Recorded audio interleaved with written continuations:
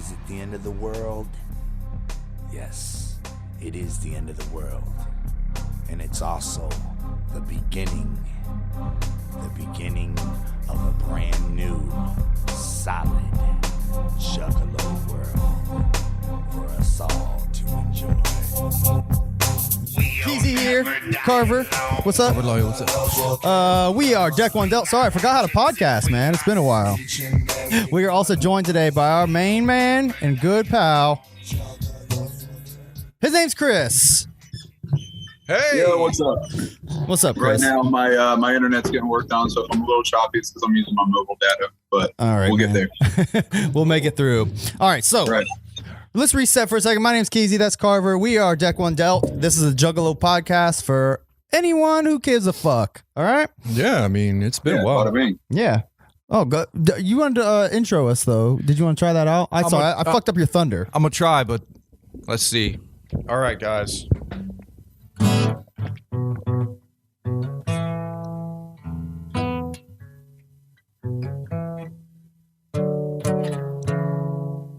My motherfucking. Yeah, see? There we go. Oh, man.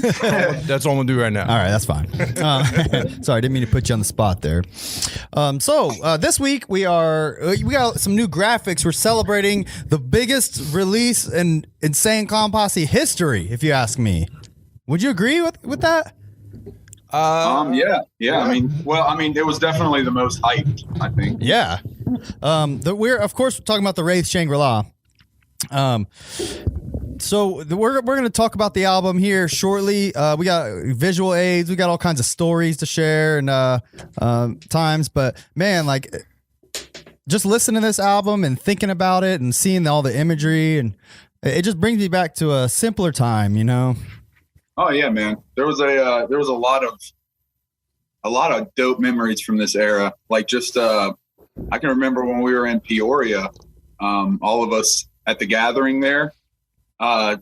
Just waiting to see that new face paint. Mm-hmm. You know, like just how legendary that face paint was. You know what I mean?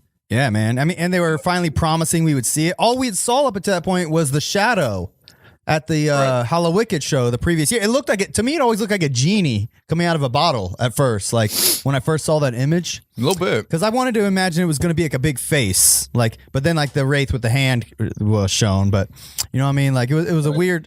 I remember those like little tidbits, like the chills. Oh yeah, like you had how long ago it was that you had like message boards, but like no one really uses message boards anymore. But There was literally a website. The biggest ICP website was called the6th.com because no one knew what the fuck it was going to be called. right, yeah, but I remember there were so many fake images that people had drawn up themselves. Yeah. that everyone's like, oh, this is it leaked. Yeah. And none of them were even close. Fake track listings. One was a big mirror. Like they said, I remember that one. They said that when you bought the CD, that image that we saw, the silhouette, was just going to be a big mirror, and you would see your face on the cover. I remember reading that, and that being like a real rumor about the album. That's pretty funny. It's so silly. That's what's amazing about ICP. No matter what, like, I mean, I did fall out, and that's what I'd love to talk about on this episode, because this is kind of like the last album I really loved by them. Yeah, sure. Probably my last album where I would call myself a juggalo. After this album, I didn't really call myself a juggalo. Sure. You know what I mean? I started really falling off after this, but I still love that about ICP, and I've never experienced it really with any other band. Just the mythos. Well, maybe Coheed and Cambria. There are a few other groups, because I know Coheed has this too. I'm not a big fan of theirs, but I know that they also have like a whole mythos with their albums, where they have like comic books that come out that coincide with the albums and all that stuff. Sure. Me personally, as far as my musical taste, I've never had anything that had this much like, you know, epicness to it, where you had such build up. I mean, it was like what was the build up to this album? I mean, how long had they been going by this point? I mean, 10 years. Yeah, they've been going for 10 years strong. 92 to 2002. Yeah. But they had only been talking about, I think the 6th Joker's card you didn't start hearing about that until like, I don't even know if they mentioned it maybe in Riddlebox. maybe Riddlebox. Did they mention it in Ringmaster? I don't know. You probably know more than I You'd have would. to go back and look at the original Ringmaster booklet to see if they have the little slots. Mm-hmm. You know? Yeah, and I think I only have the remastered Ringmaster anyways, so. I know they did on Riddlebox. Yeah. Where they said once the 6 Joker card drops, Dan will consume us all. Yeah. But I don't know about Ringmaster. That's a good question. Anyways. Whether it was, but I wonder, because I'm wondering when they had the the story laid out for it. 3 more cards and the skies will be falling. So that was in Riddlebox, right? Yeah. That was on Show Must Go On. So I don't know if they mentioned it in Ringmaster. If anyone's listening, feel free to comment. Let us know. I love it when Juggalos correct us in the comments. That's some of my favorite shit. I did no research on this. I don't remember. From what I remember, that he had it all laid out when Carnival came out. No, supposedly. Yeah, supposedly. You know. Like it was a dream that I came know to for him. a fact, that's the first time I know for a fact that they had mentioned it. But before that, it might have been in Ringmaster. To me, like logically, it feels like by Riddlebox, that's when they would have come up with the concept. Because maybe they just dropped Carnival of Carnage, and then they were like, let's do another album kind of with this theme. Yeah. And they dropped Ringmaster. It did really well. So then maybe they came up like, let's just keep doing this like little logo thing where you're drawing these sick ass Joker cards. You know? I mean, that seems like the most logical. Like when we're talking, keeping it real, you know. I'd be curious though. I mean, if you listen to Jay, he really believes in his head that he had this grandioso dream that like came to him and gave him everything he needed right then and there, and it was just a matter of doing it from that day forward. Yeah. Yeah, but even as a Buddhist, a lot of the stories about Buddha, they have been romanticized and blown way out of proportion. I think stories with anybody get blown out of proportion. If Jay were to say, yeah, I just came up with this shit as I went along. Yeah. It would have lost like the magic, instead of it being like, no, this is all a message from the Dark Carnival and these are all pieces. And this all came to me like a dream. And even the EPs are pieces of the Dark Carnival. And we're just making the soundtrack.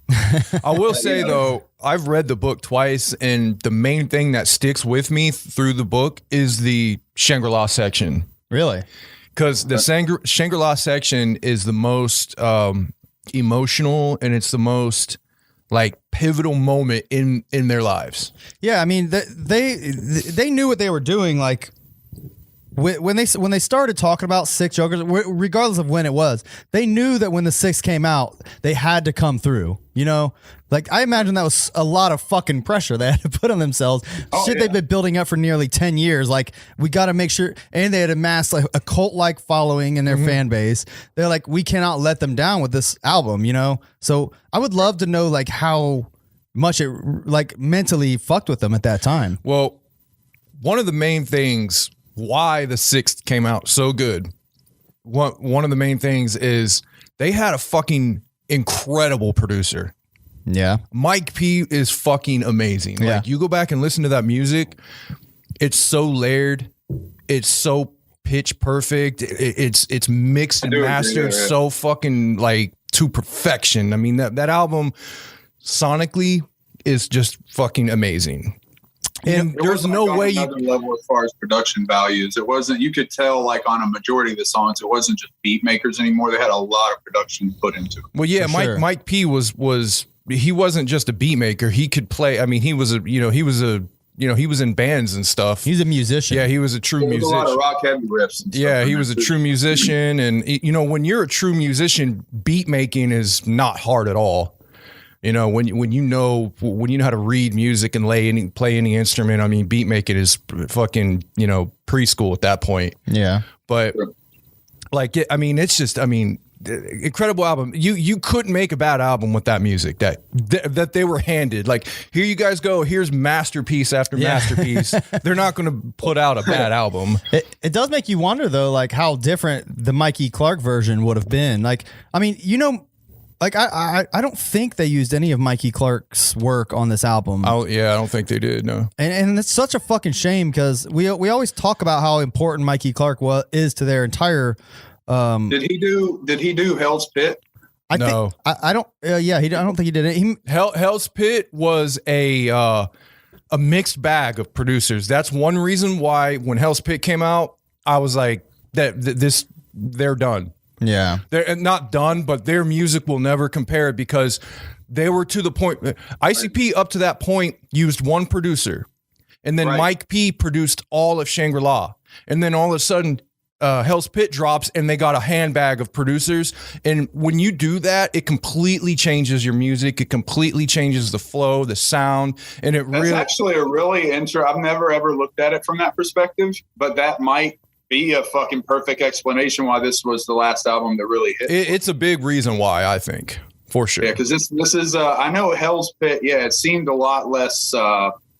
It just seemed like a typical. I don't want to. It didn't flow. It didn't flow at all. Shade, but yeah, it just felt like a typical album. Well, before, like each album almost felt like it encompassed a whole a whole.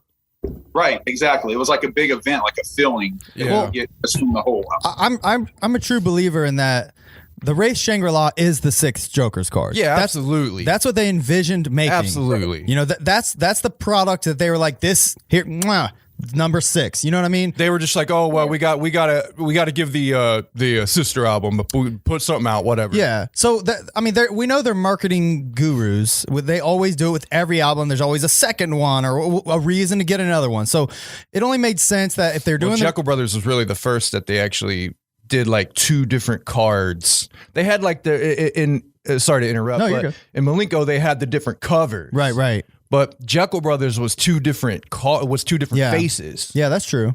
You know, they're similar, but they were brothers. Right. So Wraith is kind of just they're like kind of doing they did Jekyll Brothers, then Bizarre Bazaar, and then the Wraith. Yeah, you know what I mean? So it made sense what they were doing marketing wise, but we all know the feeling of Hell's Pit is this is just a tack on of the other side. They obviously wrote Hell's Pit after Shangri-La, where Shangri-La was an amalgamation of songs they've probably had in their mind for years. Yeah. Hell's Pit might have a couple of those by then.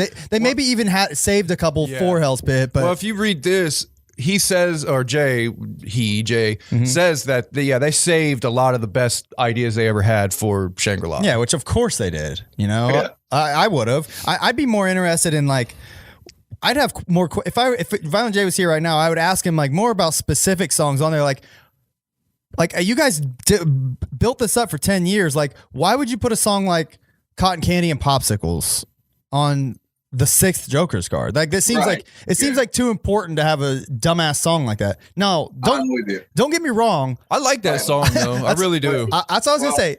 I do like the song, but the reason what I was going to interject with, I think really the reason that song has a place. I didn't feel that song a whole lot. Like, I wasn't a big fan of it. I don't hate it. It's not a bad song by any means. I just wasn't a big fan of it. But I think that they wanted this album to just be fun. You know what I mean? Mm-hmm. They put different kinds of fun because some juggalos had fun with the more like gory, you know, I'll chop your face off type shit. And they had a little bit of that. They had a little bit of that on this album. Right. Yeah. And that's what I'm saying. Like I think that they were just touching on fun. Like they wanted this to be like a fun, positive album. No There's depression. not a whole lot of negativity on it. You know what I mean? It does have a lot of negativity on it, but that's ultimately the point. But that's like the bad negativity. There is some negative points in Shangri-La, but it's more of like a bittersweet thing when he's talking about like crossing the bridge and those type of songs. It's you got those feelings, but it's more like emotionally like charged rather than just here feel like shit. It's more like feel this rather than you know what I mean. We're gonna and for what it's worth, I didn't mean to shit on Cotton Candy and Popsicles again. I actually do like that song too, but the main thing I was saying is that there are a few songs I could definitely pick out that like I would have probably threw on an EP. You know, like. For an album, my point is for an album as important as this, like there are songs that fit the bill, like It Rains Diamonds, even Birthday Bitches. Like, how long have they had an idea for a song where they're birthday clowns? You know what I mean? That's probably something they've actually had in mind for a long time. That's Shaggy killed that song too. I really like that one. Even that silly, but yeah, I like that. I think even that's appropriate for it. But then you got Cotton Candy and Popsicles and like maybe even a couple other, even like Ain't Your Business. I like the song a lot, but it feels like an interruption for the feeling maybe you're supposed to get when you listen to the almighty 6th fucking Joker's card. See, but ain't yo, I really love Ain't Yo Business. Me too. That's a great fucking song. agree. To me, that's card. But like, why did that get the spot? You know, they didn't have 16 other songs that could have been in that spot. Dude, I think it's just like what Chris said. I don't think, okay, they had ideas floating around, but when they it's clear when they sat down and made that album, they went in with clear heads. They had nothing backed up. They just said, we're going to lock ourselves in a studio, which is what they did. They went to Dallas. They flew out to Dallas and they lived there for months making that album. They said, we're literally going to drop off the map. And that was when they were gone. Remember when they disappeared? Nobody knew where they were before the 6 came out. Yeah, I don't There was remember. this whole period. He talks about it in the book. There's this whole period where they said, we're intentionally going off the map. We're not going to we're not putting anything up. Nobody will see us. We're moving to Dallas. I think it was Dallas. It was somewhere in Texas because they really loved it out there. And we're locking ourselves in our favorite studio at that time. That was like one of their favorite studios. Isn't that like, not to interrupt, but isn't that like the place where they did like all of their like when they first branched out from Detroit? Yeah. City, isn't that where it was? Yeah, Dallas was the first city they went out when they branched out. But they loved that place and they went out there and basically they did a retreat almost like their version of a retreat, locking themselves and creating that. So I think they just, whatever they created during that time went on the album. Yeah. There was no, That could be. There was no like, oh, we're going to leave this off and maybe put something. It was like, this is what we make during this time. This is what's going on the album. This is how it fits. I could see that. That seems like the most logical explanation for why a couple of these songs probably made the cut. Yeah, But- so when you read the book, you like if you read it again, I'm sure you'll see kind of why they did it like that. Okay. If you ever read the book. Yeah, I will again one of these days. Do you want to before we keep? I mean, we got right into the Wraith. Don't get me wrong. I love this album. We can drone on, right? Yeah, we have a lot to discuss regarding this album. We want to show some of our cool things off here in a moment. But since it's been a few months since we did a pod, do you have anything? Do you want to discuss what's been happening? Like, I'll be honest, I haven't kept up much with the Juggalo world since the fucking House Party Peep Show. Me neither. I saw a little bit of the what was it? The December. Yeah, they did the December like every pod. I just didn't have it in me. I was like, I don't have time for these. Well, a this lot of month. them got pulled. Yeah, the dude. Well, I was going to mention that the Sons of Midnight, which is a guy we've been following on for the House Party Peep Show shit. Which shout out to him. He was very helpful for. Yeah, he was keeping it all together until I started pulling it. Chris, if you don't know, do you even know what we're talking about? No, the House Party Peep Show, I do know a little bit. Like, I mean, I still follow like the ICP page. shit Okay. Like that. Well, they were for those who may not know, they were doing like 3 podcasts a week essentially, where they were just talking about random shit. But we followed it all October. We were on top of it. December they did it again. In October didn't they give you like the free bag? Yes. Well, They're about to send those out, right? Yeah, supposedly. Which I heard that's been a fucking shit show too. They're supposed to already have these bags and like they're not even shipped. We knew that was. I mean, come on, dude. They said Yum Yum was coming out on Christmas. Yeah, and they dropped it. Yeah, I know. Yeah. It's been almost 2 months later. We haven't heard a fucking word about it. It's the classic thing that Jay does. I mean, I'm telling you, Jay gets excited and he goes, "We're gonna do this. We're gonna do that. It's all part of the plan." Blah blah blah blah blah. And then and literally, you can in those podcasts, you can literally see how the dynamic of everybody works together. How Shaggy and Jay and Jumpsteady's like, all right, hold on. Jumpsteady's like, Jay. Chill the fuck out. We're probably not. No, we are, dude. Calm the fuck. And even Shaggy's like, dude, chill the fuck out. Like, I mean, like that's how the dynamic is. They literally got to talk Jay down because he thinks he's going to do all this shit. Yeah. It's like, no, dude, be reasonable. All right, so they tell us Yum Yum's coming out on Christmas. I don't pay attention all December long. I don't even know what's going on because, like, again, I didn't have time to watch the podcast. But then I noticed Yum Yum never comes out. I'm like, a big fucking surprise. Mm-hmm. But now they're doing it again for February, which is cool. I'm just keeping it. Look, I just want to throw this out there. What the fuck happened with the concept and the names behind this new deck of cards, man? Like, I mean, like the first concept, I got the concept, like, because we'll get to it when we get to thy unveiling. Bang Pow Boom, I believed in that concept because that's almost like the aftermath. Go with the aftermath of the 6. So Bang Pow Boom was like explosions. It was kind of like the bomb that dropped. It was everything. It was all the aftermath of the dropping of the 6. And, you know, so Bang Pow Boom was like supposed to be this monster explosion kind of. So I was like, oh, okay, I get that. Then I thought they were going to go with that theme, more like themes of an apocalyptic aftermath of what the 6 did. I would have liked that. And that's kind of what. So it's supposed to be like bombs drop, and then this is like the regrowth. Yeah, like if you look, maybe is that the concept? Because the concepts of the first, I don't think. Come out and I think you just explained a better concept than they even think they're even thinking. Like honestly, I don't think they have like a theme. I don't think they have a theme for this. I think they mentioned it when Bang Pow Boom came out that kind of was the theme was the aftermath. But then they just then it just all of a sudden just switched and it was like, okay, now we have a Mighty Death Pop. And yeah, I mean, I guess that could be. Now I feel like Shags is just like, hey, Jay, check out this new face I drew. And Jay's like, whoa, bang, pow, boom, that's amazing. Yeah. He's like, bang, pow, boom, I go. Yeah. You know, or what's the new one called? Drip, the Mighty Drip. Or Yum yum. It's a flower. It's literally it's a vagina. Like if you look at it, it's like a plant vagina. Shit. Okay. Well, and then here's my question.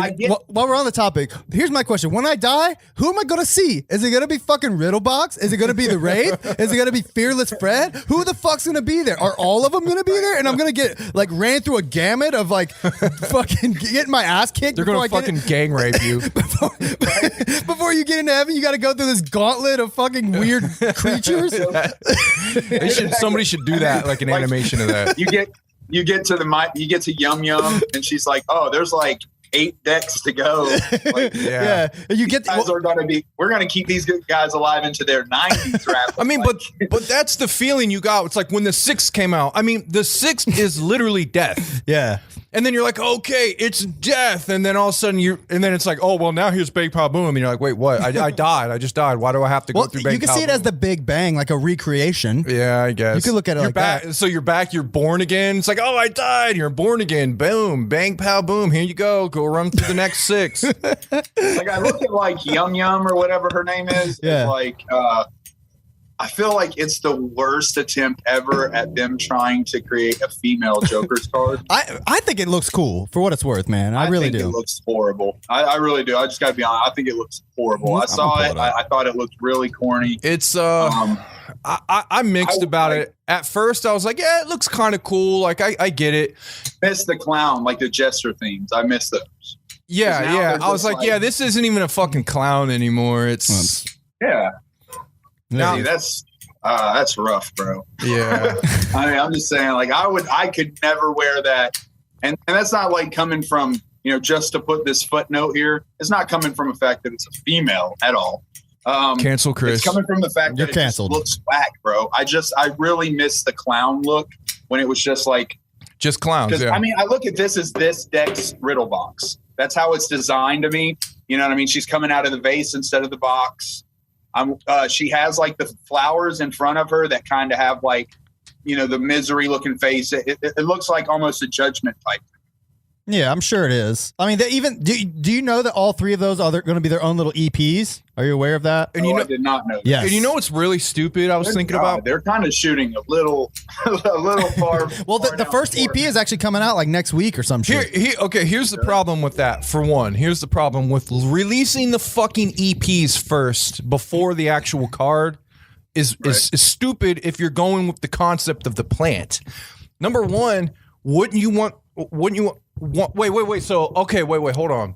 They're releasing the EPs first. Wait a minute. I don't know if all of them are coming out first. It was supposed to be the album first, though, for sure. Yeah, that's what I'm thinking of. Yeah. They said it was supposed to be the album first and then the seeds. Yes. That doesn't make sense.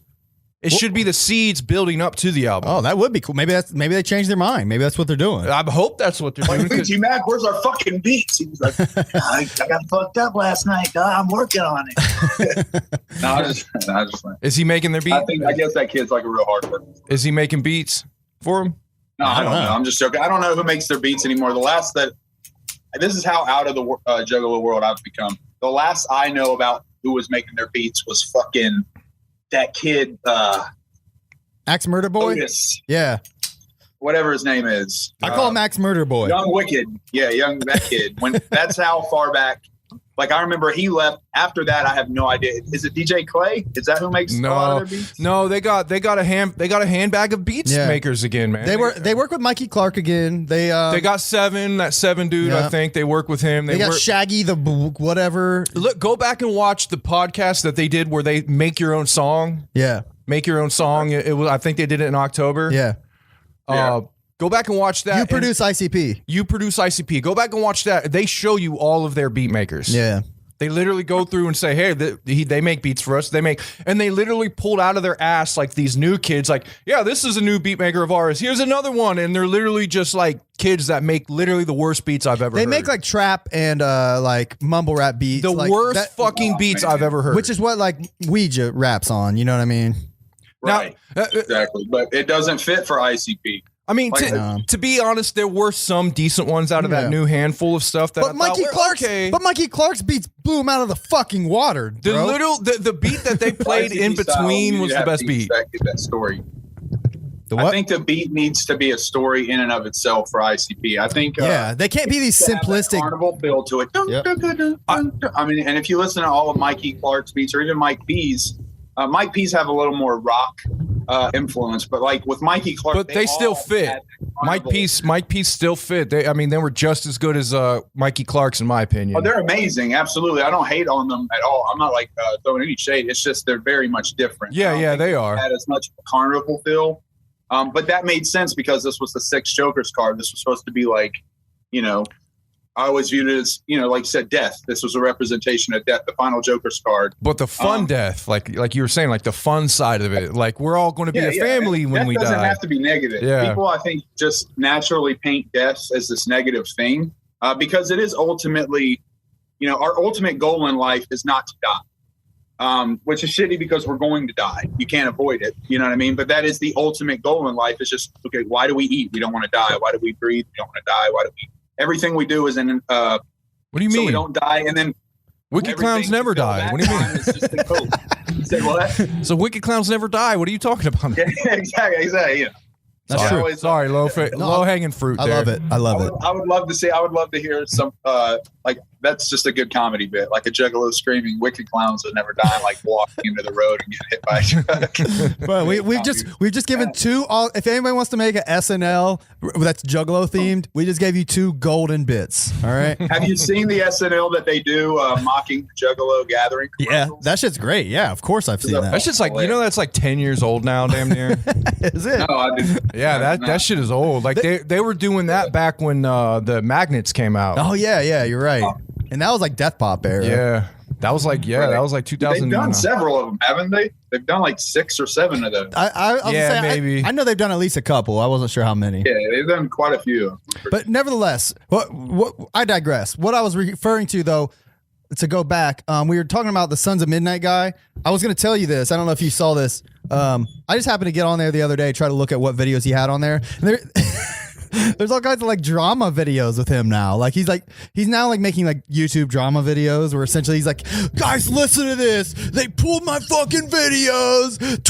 Fuck Twisted, man. They gave a copyright strike on my video. Fuck them. He's like, yeah, I know. I saw that too. I was like, dude, you're posting up like shit that they're trying to sell. Of course, like really. That's why I tried not to blow you up when we were talking about him on the show. I didn't want to say his name because I didn't want him to get, I know, dude, but it was so funny when I stumbled. I was like, well, come on, bro, just post the shit. I mean, he did start posting them on like archive.org. Which was cool. Yeah. I didn't watch any on there because it just wasn't convenient for me at the time to watch them on there. But nevertheless, shout out to him. He's still holding it down. I just seen he's still posting the newest shit from February. Yeah, I mean, he's definitely holding it down. But like, hey, man, yeah, dude. I mean, whatever it takes to get people to your channel, I guess. I mean, Juggalos like that. I mean, the drama shit, I guess, whatever. But yeah, man, that's one thing. One reason that I'm glad I did get out of the Juggalo world because, like, just looking at the comment section, holy shit, it's not what it used to be. Yeah, there's a lot of haters out there, man. I mean, for what it's worth, back in the day, like, you would do something stale, like legit nerdy or whack as fuck, and everyone would like cheer you on and like make you feel better about it. And like, it felt like an environment where you really couldn't get hated on. Like you felt invincible as a juggalo back then, because like, even if you, and this is, maybe it's just me, but like, even if I acted like a complete moron, I never felt embarrassed because juggalos were always had your back. They always supported each other. Of course. As much as Jay and Shaggy say in interviews like it's still like that, it's not, man. It's really not. No. We, for what it's worth, though, I mean, we get a decent amount of little comments on our videos and stuff, and most of them are super cool, like juggalos like us, you know. And I think that's kind of what the kind of audience we are catering to is like people like us, you know, that are. I mean, we got to face it, y'all. We're fucking old. We're old guys now. So, oh yeah, absolutely. Like we've been listening to ICP for 20 fucking years. You know, like it's just the way it is. Like there's kids that are listening to ICP now that weren't even alive when the fucking Wraith came out. You know.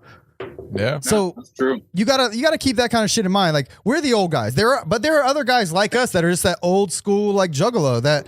You know, I mean, where their life doesn't revolve around it, but they still fucking enjoy. I mean, we got to face it, man. That Goldilocks zone, yeah, that 5-year time period between like, 97, 2002, like that, that period was by far the best period, to be a juggalo. Yeah. And like Chris said, yeah, at that time, it was like you were like an invincible, like you couldn't fuck up. Like if you did, you got cheered on. But you got to think, that can't last forever, man. Mm-hmm. That's an unrealistic way for anything to last. It never will. I mean, it lasted. I think it's one of the biggest lasting and most powerful movements that I've ever seen. I think it could have kept lasting I'm not going to sit here and pretend like I know all the gears that powered this machine. But I think that if Twisted and ICP would have stayed together instead of breaking up, if they would have stayed as one, if everybody would have stayed as one big conductive force, we'd still have that world going on today. I think that them splitting is what really began to ruin everything. And it's not. I agree. Just to a point. Them splitting. It's everything that came from that. Because of them splitting, Jay started putting a lot more focus into Otis. And when Otis got all that attention and access, that's when he fucked with Jay's niece. And I think that point is when Jay like mentally broke and just stopped trusting everyone. Yep. Well, look, and then now you have psychopathic, which is literally just it's an umbrella. It's not a label anymore. Yeah. It's an umbrella label. It's kind of like rhyme sayers, where you're on the label, but really you do your own thing, and you're just with the label in case you need a financial loan for, doing a tour. You need to buy a bus for a tour or something. You know what I mean? The label will help you out with that, or some distribution. They have the connections to get you good distribution. That's really all you're using those labels for anymore is connections. Yeah. It's not like how it used to be anymore. They can't do much for you nowadays. They can't do much for you nowadays. Yeah, everything's self-released. I mean, he even talked about it on that Steve-O podcast. He was like, all you need is a fucking laptop, Right, exactly. That's all you need. That's that's your studio, your promotion, your everything. And that's you don't need if you're really dope. And honestly, it doesn't even take being really dope. Now, if you're creative or honestly even just unique, you don't even have to have that much musical ability. If you look and have a unique feel to you, because I used to hate a lot on like younger kids that are coming out, like especially like trap and all that shit. But I think it's really like awesome now how there's not really genres. You know what I mean? If you ask a kid, what kind of music do you listen to? If you ask a younger kid, they don't really know how to answer that. Yeah. You know what I mean? Like when we were younger, it's like, what do you listen to? Oh, I listen to rock. Yeah. Or I listen to a little rap. Well, I like metal too. But now, you can't really lump things into categories anymore. It's just music. I mean, honestly, I kind of always felt like that though. I always kind of felt like that, like where I would listen to anything in any genre as long as it was quality music. I can't say that I was like that. Like if, for example, especially in my Juggalo days, I'll give you we were all during that time, we were all focused, on that shit for sure. Yeah. Say I heard something in the pop world that I thought was dope. I'm not going to tell anyone about it. You know what I mean? That's going to be one of those that I burn on a CD. And like, on the way home, I like pop it up, like listen to it on the floor or something.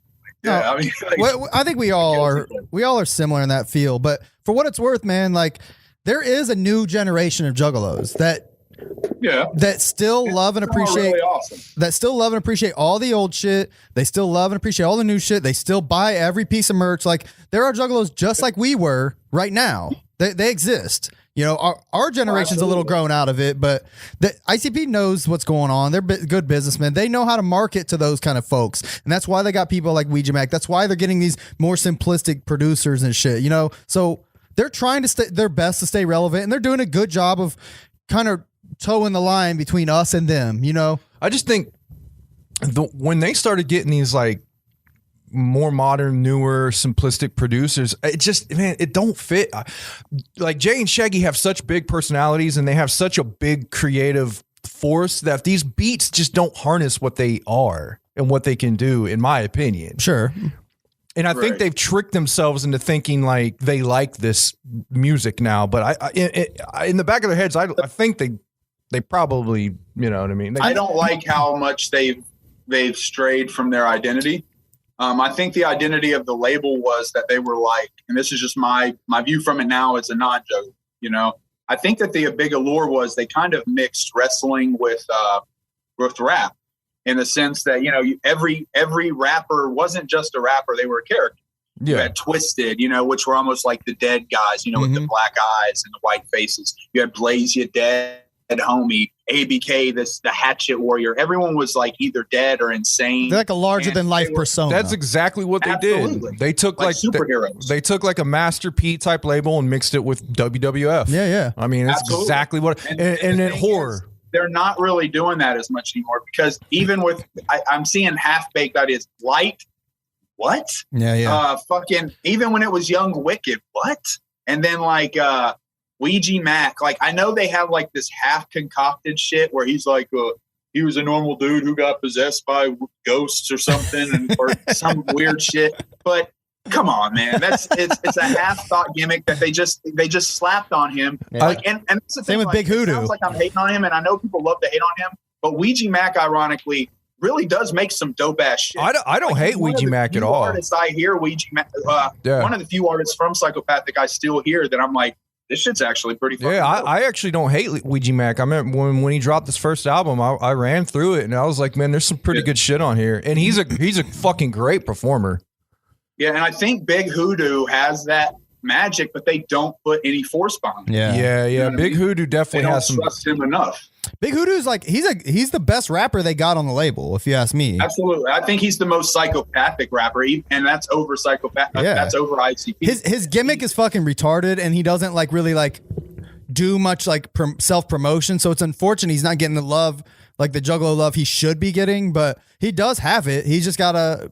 You know, I think you just got to put it out there a little more. I mean, I don't know. I'm not really in the world as much, so maybe I'm just talking out of my ass. But people who are following it probably a little closer maybe care. But honestly, unless you're from a time like ICP is in the 90s when a label could blow you up and radio play and TV could blow you up, unless you're that kind of band from that era, or you're a new band, a new group, or a new rapper from this new era that goes viral, you will never blow up. Yeah, it's impossible. If you're just someone who's trying to promote yourself and you don't go viral, you're always going to stay in that lane. You're just never going to blow up.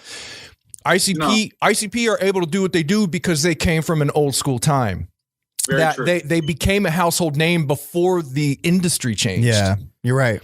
Now, unless you're a kid on Spotify, unless you blow up virally on YouTube, and the only way you're going to do that is if you're like a new school kind of like, you know what I mean? I mean, there's different people that look. Like, I agree with you on the aspect of like blowing up, of being like famous, of being mega rich, but I think it's now easier than ever. Well, pre-COVID, it's easier to make a living. For sure. Yeah, it was easier. Absolutely. Because like they had that theory there was that lady who came up with that theory, and it's real interesting. She said, all you need is 1,000 super fans. Yeah. And she said, basically a super fan is somebody who's going to buy every t-shirt you drop, going to drive out of state to see your big shows.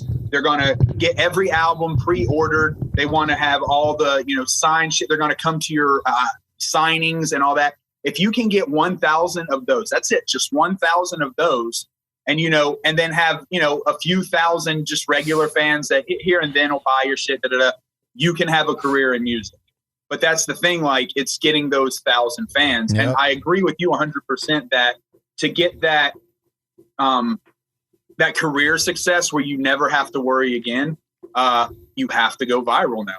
Like, that's key. And that's where I think like rappers like Joyner Lucas, Cal Scrubby, they really have kind of like found that niche, ones who make the viral videos to go along in concepts, to go along with songs. I think that's like the ticket. But a lot of that comes from what ICP was doing, ironically. Yeah, that's what I was getting ready to say. ICP was one of the first groups that really, like, they kind of did that before it was being done. Absolutely. They were able to build that 1,000 style fan base you're talking about and kind of get label recognition, and they kind of mixed that, and they just created this rare kind of, sensation that not many bands can have ever really done. The reason ICP will go down in history is honestly probably the best marketing. They don't even have like 1 million fans now. They probably don't even have 1 million people that buy their stuff. But you got to think like they did that 1,000 fan theory over and over and over and over. Yeah. And over. They use that same small base theory in different cities. Yep. And that's how they spread. And that's what's crazy. Like, they went viral at a time before you could go viral, and it 100% footwork. No one passed their shit out. That's why you can't take shit from them. I mean, no. They're hated. Even the people that hate them say that. Yeah. And I think even now, the more we go on, the less they're hated on. You know what I mean? Yeah. That's what we answer. We've talked about that. Because I think one of the biggest problems with ICP is I'm going back to these genre things. When we were growing up, there was genres, and ICP really didn't fit into a genre. The rock kids didn't like them because they were a little too rap. There was no rock really, because they were a little rock. Yeah, and like, but they had a rock style audience. Rock world, they had like they didn't go all the way into the rock concepts, and then and the rock side they didn't go. You know what I mean? Like, they didn't really fit in anywhere in a genre. But I think now that we're straying from genres and they're a lot less important and music is just music, I think that's why they're getting accepted a little more. Because people are kind of viewing them as, hey man, they are legendary. They did this without help. They were hated on. They're old school, man. Careers. Yeah. Old school. I mean, can you think of another, like, it's weird to think about, but picture this, like when we were growing up in the mid 90s, like imagine like if we were listening to bands from like 1975, at that time, like that's literally what it's like now listening to ICP versus like, 20 years ago. When, I mean, we all did. We were listening to classic rock and shit. Our parents, we grew up on that stuff, right? Yeah, like my dad listened to like 80s rock and shit. Yeah, we all listened. My parents, fucking Ozzy and Pink Floyd and that kind of shit. So that's kind of she was awesome, but she was like Journey and Michael Bolton. Yeah, I think that's how. That's probably how like a lot of kids these days even view ICP as being like old like rock dudes. Like the closest band you can compare them to is Grateful Dead. Yeah, like when we were like as far as like their movement. Yeah, exactly like the movement. Trust me, I've been around Grateful Dead fans. It's almost exactly like the Juggalo movement. Yeah, I would definitely suit the movement. I'm sorry. At first, the only reason I had that confused face is because I was thinking you meant like just like across, just comparably to any other band. And I was going to say, I'd almost say Kiss just because of the the culture and the dressing. Yeah, Kiss too, but like Grateful Dead is one of those bands, they can go anywhere and there's a group of fans that follow them around and they'll be anywhere they go. No, absolutely. Kiss is more like the big stadium where like people, they can get pretty much anybody anywhere, you know what I mean? It's like that big stadium shit. I also see Grateful Dead does a lot more with symbolism than Kiss. Well, they definitely puts their images on everything, but they're mostly about their face and their logo. Yeah. While Grateful Dead has the teddy bears, and all that they've created this whole plethora of merchandise. You can see those bears, no logo, at all and just instantly know that's great. But like the fan base of Grateful Dead, it's the closest to ICP where they view themselves as a family. Right. Like you go around Kiss fans, they don't think of you like that. There's like old rock dudes. Yeah, they're not going to be like, you're my family and like have that whole, but when you're around Grateful Dead people, they're the same way juggalos are. You can fuck up, you can act dumb, and they all accept you for no, I'm kind of seeing this ironically, and you know about this, honestly, way more than even I do, Carver, is like folk festivals and shit. Yeah, man. Like I think like honestly, like folk festivals are starting to be like one of those environments, because we went to like a small one over in Nelson Ledges, and like the thing is Crystal Forest. the environment there is just hippies, you know what I mean? I'd say modern day hippies basically. Yeah, I've been to a shit ton of folk festivals there, and some of the same people that went to the gatherings there also go to those folk festivals. Right. Yeah. I've literally seen the same fucking people. Yeah. I kind of get that same vibe from that. I mean, I guess a lot of it is, like you said, we are getting old. I want 100%. I was so excited when I saw they were coming back to Nelson Ledges. I was so excited. I know. I was going for sure. And then COVID happened and fucked up everything. Hey, fingers crossed this year, man. Maybe. It ain't happening. Yeah, not this year. Jump Steady already said it's not happening. No gathering. God damn it. Nah, it won't. We'll hope for next year, but like, let's just be like, I don't want to start talking about that bullshit and drown out this podcast with that. But like, for real, this year we can almost sign off again. Yeah. Next year is when I'm hopeful life returns back to normal. Yeah. Look, festivals will be the last thing. They'll be the last thing that comes back. Yeah. Right. Yeah. I mean, let's hope this year we start seeing concert, because there's some artists who are doing creative like I miss comedy shows, man. Dude, I'm going to a comedy show next week. Yeah, I never got to see the Machine, man. I want to see the Machine live. You will. Yeah, festivals won't. Well, and when I'll say this, I'm not to go too far down this hole, but when festivals do come back, they'll never be the same. They'll never be the same. There'll be little pods you have to stay in. You'll have to be masked up the entire time. It's never going back to the way it used to be. I'd say, I don't think it'll be like that for a while, man. I'll bet this is being conservative. I'll bet fucking money on it. I would say my estimate, and this is a conservative estimate, 5 years we'll be back to complete normality. Yeah, and that's a conservative estimate. Like I said, that's like if I'm like, really I'd say 5 years we won't even have festivals yet. I think by 2022 everything will be back to normal. To be honest, to see either way. I wish I had you guys' optimism, but I've been paying attention, man, and it ain't had. They trust me. They don't have any fucking on plans on letting it go back the way it was. All right, well, let's not even fucking get into that, please. Okay, we'll stop. All right. Yeah, good. No, but I mean, if either way. I can't wait until they do come back. Yeah, because like we're still alive. I was so excited just to have that. If Trumpies don't fucking rise up and kill us all, then you know what? Yeah. If the racists don't rise up and kill everybody, that'd be a good place to be. Like, be at the gathering when zombies come. Like, that'd be good. Sure, juggalos could link together and do some damage. We'll just turn on the headless boogie, man, and just fucking go with it. All right.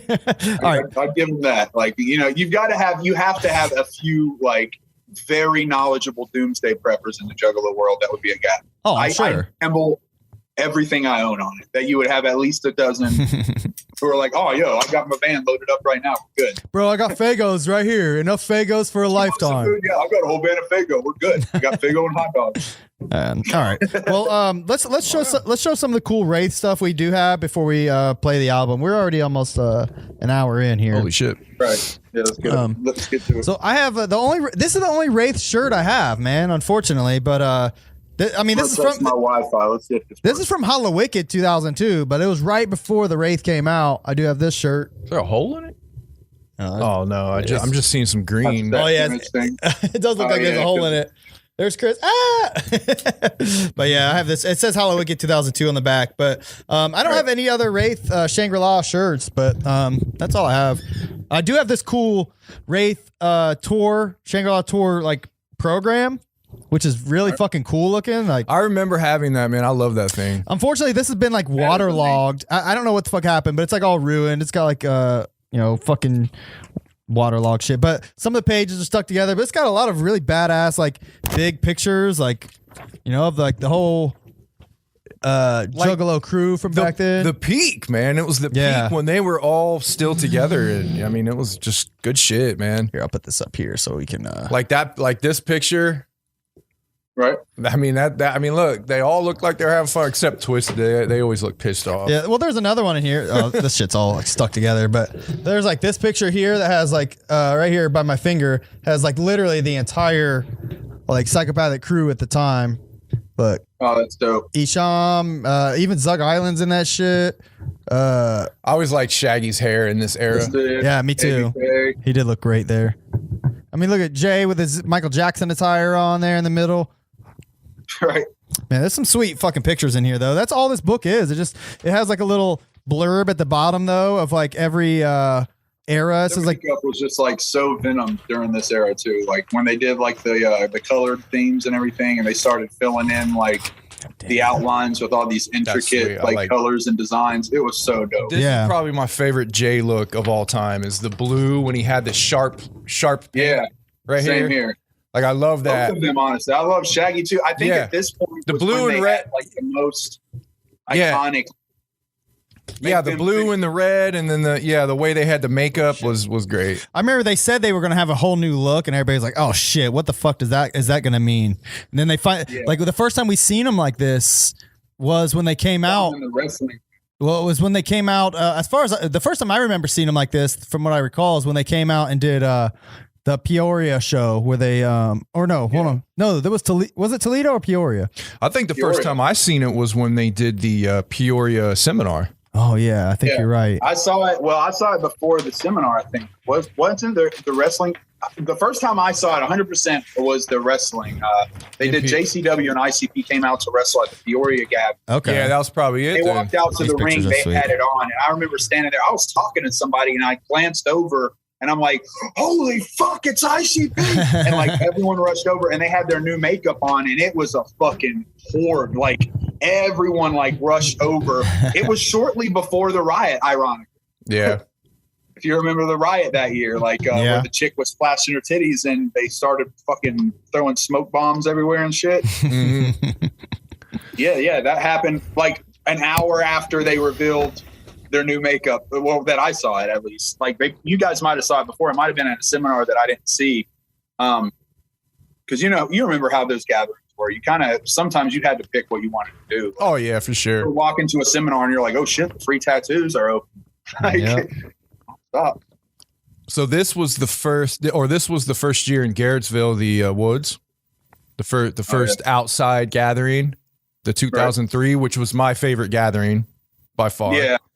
Absolutely. That was, that was fucking magic. Yeah, I have so many great memories from that. Yeah, 2003 was my favorite gathering. It's when the Wraith was in full gear. I mean, and it's when they released this gem of it. The only album that came out after the Wraith that I think fits as one of the best albums they ever made. For those listening, Wizard of the Hood. Wizard of the Hood, yes. I remember listening to that on the way back in your whip, Kyle. Actually, yeah, dude, that album. I remember bumping the way fuck to out the of gathering. You're playing John Bon Jovi halfway there. We'll do it on the way back. You're playing that. We'll do a deep dive on this next, right? Or after? Will this be next or after Hell's Pit? That's actually next. Yeah, this would be next. Hell's Pit's 2004. Yeah. So that we'll 2003. Yeah, 2003. Yep. Hell yeah. Yeah, so we'll do a deep dive on this one next. That'll be fun. This was right smack dab in the Wraith era. I think it was produced by Mike P, I believe. We could check that out. It's probably I'd say it's probably their best concept album. Yeah. It's by far. I mean, mostly Jay, but I mean ICP theoretically is mostly Jay anyway. I mean, everybody played their parts incredibly on that album as well. So, but for sure, great album, man, and the Wraith was a magical time, and partly it was because of the positivity and the energy and the influence that ICP had at the time. Right.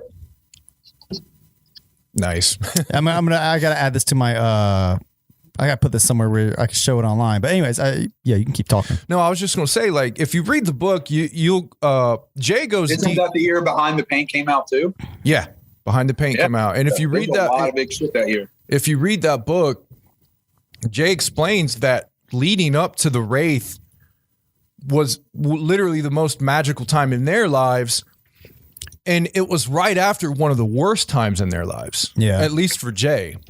Because if you go back to like 2001, because it was released, Shangri-La was released 2002. If you go back to 2001 and 2000, Jay was the biggest he had ever gotten.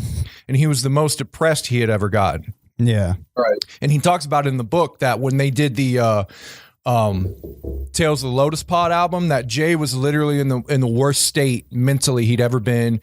He was completely depressed. He hated himself. He, they knew the sixth was coming out, and they had but he even says that they had no plans for it. They did not know what they were going to do for the sixth. That was depressing. A lot of shit was going on in his life that really was getting him down. He had no clue. So when they finally buckled down and said, we're going to do this album, we're going to shut ourselves away and go, he said he went through a transformation during that album.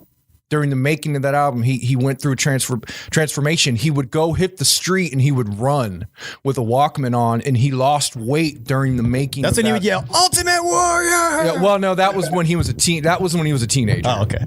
But what he would do is, like, in between sessions and shit, he would go out and run, and he would walk around Dallas, and he lost all his weight doing that. Because remember when we first saw him after they came out of hiding, and how good he looked, and he was like fucking. Right. He was just as skinny as Shaggy. Yeah, right. And that was another one of the what the fuck things. And he had he had energy out the ass. He was stage diving and shit again, and it was like, god damn, it was a whole new fucking Jay. It's odd, but I just now kind of put two and two. Isn't that when he started smoking weed too? Yeah, he started smoking weed during that time as well. Yeah, is weed what killed ICP? No, I think well maybe if he kept smoking weed, but I think that first initial like couple years he was smoking weed, it opened his mind and it allowed him to create some of the best music he ever made. But then after a while, you know how weed is, it doesn't do that anymore. Yeah. Right, yeah. It's just like, well, I'm high, whatever. Right. Well, I was just looking through. I was trying to pull up some cool pictures like around that era. I did find the picture of me with Rude Boy and Sabu wearing my Wraith jacket that I won during the Wraith record release party. Actually, that's what this picture here is. Let me put it in front of Chris here. Let me see. We'll make it a little bigger here. So this picture right here behind us, that's me, like in 2002. No beard, shitty mustache. But there's Sabu and Rudy. They had a record release party. Like they did like what 4 or 5 of them throughout the country, right? I believe so, yeah. And then they came here and did it. You had to do what, karaoke? Yeah, so they did a karaoke contest where they were just playing random ICP songs, and like they get people to volunteer, come up, sing it, and everyone fucking sucked. Yeah, all of them sucked. And this was, by the way, the night the Wraith released, or the night before, maybe. Nevertheless, I'm sorry, I'm trying to get rid of it so we can see Chris. But the night I was in front, and I just kept. It was like a little tiny dive bar, and like Rudy was there, like hosting and shit, and they were doing this ICP karaoke. Everybody sucked. I kept going like, boo, shitting. They didn't know the words. Like he got some bitch that literally knew none of the words to whatever song. Like, let's go all the way or something simple, you know? And then he was like, I've been seeing this motherfucker hate on everybody. Everyone that comes up here, you keep talking shit. I was like, yeah, they fucking suck or whatever. He's like, you know what? You get your ass up here. Let's see if you can do better. I was like, all right. It's the best thing you could have done to get up there. Yeah. And it worked. And he took me up there. They started playing Southwest Voodoo. I was like, all right, I know this. Thankfully. Shit, they gave you the easy one. Yeah. And I gave you something hard. So I fucking tore the house down singing Southwest Voodoo, karaoke style. Knew all the fucking words, And everybody's like, yeah, feeling it. That was the most hype anybody had been all night, I was in my prime. You had an upper hand, man. You were rapping at that time. Yeah, you started rapping, and like you were getting into your performance mode. Yeah, so I was cheating. Had him in the palm of my hand. Yep. Yeah. So I fucking won, of course, and they gave me this Wraith jacket. It had like leather sleeves, and it was like a varsity jacket, but it was badass, man. I wore that motherfucker out. Carver was asking me where that jacket was. I was like, I don't think I threw it away, but it literally had holes in it. I wore it so much. Wow. Yeah. Oh, I was looking at your Wraith too. You have one that's like gold, dude. Yeah, this was like afterwards. This was re-released. Like, here's my copy of the Wraith. That's like just regular standard, like yellow and red. Yeah, that's the one I have. I have that one too. But then later on, I think it was after Hell's Pit, they re-released it, and it was that gold foil. Yeah, that's cool. I didn't know that. But remember, the disc looked all stupid. Oh, that does look bad. Yeah, remember it was just silver. Here's my disc. Yeah, that looks really bad. It was a re-release. They did the stupid thing, and it was when they 2004, so this was 2 years later when they released that. Okay, interesting. Oh man, such a good album. I got both of the seminar or both of the discs that came with it. Oh sweet. I don't know which one I have. They got, this was the live in concert, and this was the seminar. I have the Gathering of the Juggalos concert. Yeah, from 2002. Hell yeah. Now, there's an interesting thing about the seminar disc. They cut parts of the seminar out. Really? Not on this disc. Really? There's certain things that Jay's talking about like artists and pop culture and stuff at that time, and they cut it out. Oh, interesting. Yeah. Intriguing. Oops. All right. Let me see if I had any other pictures to share. I got like pictures of me like hanging out with Twisted and shit, but they're not relevant to the Wraith. Here's one decently relevant to the Wraith. That was the 2003 year at the Forest. Hell yeah. I have some pictures on here, but they're really low quality and shitty. That's me in the middle. To the Jekyll Brothers costumes are really cool. I had a Wraith shirt on there that I missed. Yeah, that shit was pretty cool. I do have this picture. Like, whoops, that's not it. Hold on. I don't know how to make it show on there. I see. Probably got to exit out. Okay. I have a couple pictures from that gathering, from the 2003 gathering, where like we're playing around in this like Wraith cutout. There's Club Chaos. Yeah, Club Chaos. They had this Wraith cutout. There's me in the Wraith cutout. They had that big because another memory from that year. That's where they had that rap battle where I made it all the way to the final round where I was supposed to battle Fat Rat. And he never showed up. Fat Rat. Fat Rat. Yeah, his name was Fat Rat, and I had all kinds of shit for him. Like Fat Rat stepped into a mouse trap. Mickey Mouse called. He wants his gimmick back. Like I was gonna get at him. And, dude, I was sitting by him. You know, I was sitting by him when he was telling my dick is cheese. Come get a bite. Like man, I was. Wait, you were sitting by him when he was supposed to be rapping? When Chris was up there waiting on him, I was sitting by Fat Rat, and he was literally talking shit to Chris as he was walking away. Right. He was like, yeah, blah blah blah blah blah, and he was like walking away, and there was people around him like, go up there, and he was. Yeah, he was straight, like he wasn't trying to do it. He had been like, because he had been spitting like pre-written verses all night, and he was basically killing the people he was coming up against because they were trying to do the same thing, but I freestyled. Yeah. So when I started going up, the two I went up against, I was like pointing out the things they were wearing. You know what I mean? And I think just looking, he realized, oh, this isn't a cipher. This is a battle. He's a real battle rapper. Yeah, exactly. He knew he couldn't battle me. And instead of being embarrassed by spitting a written, like, and, bars against bars, which I still would have killed him on that.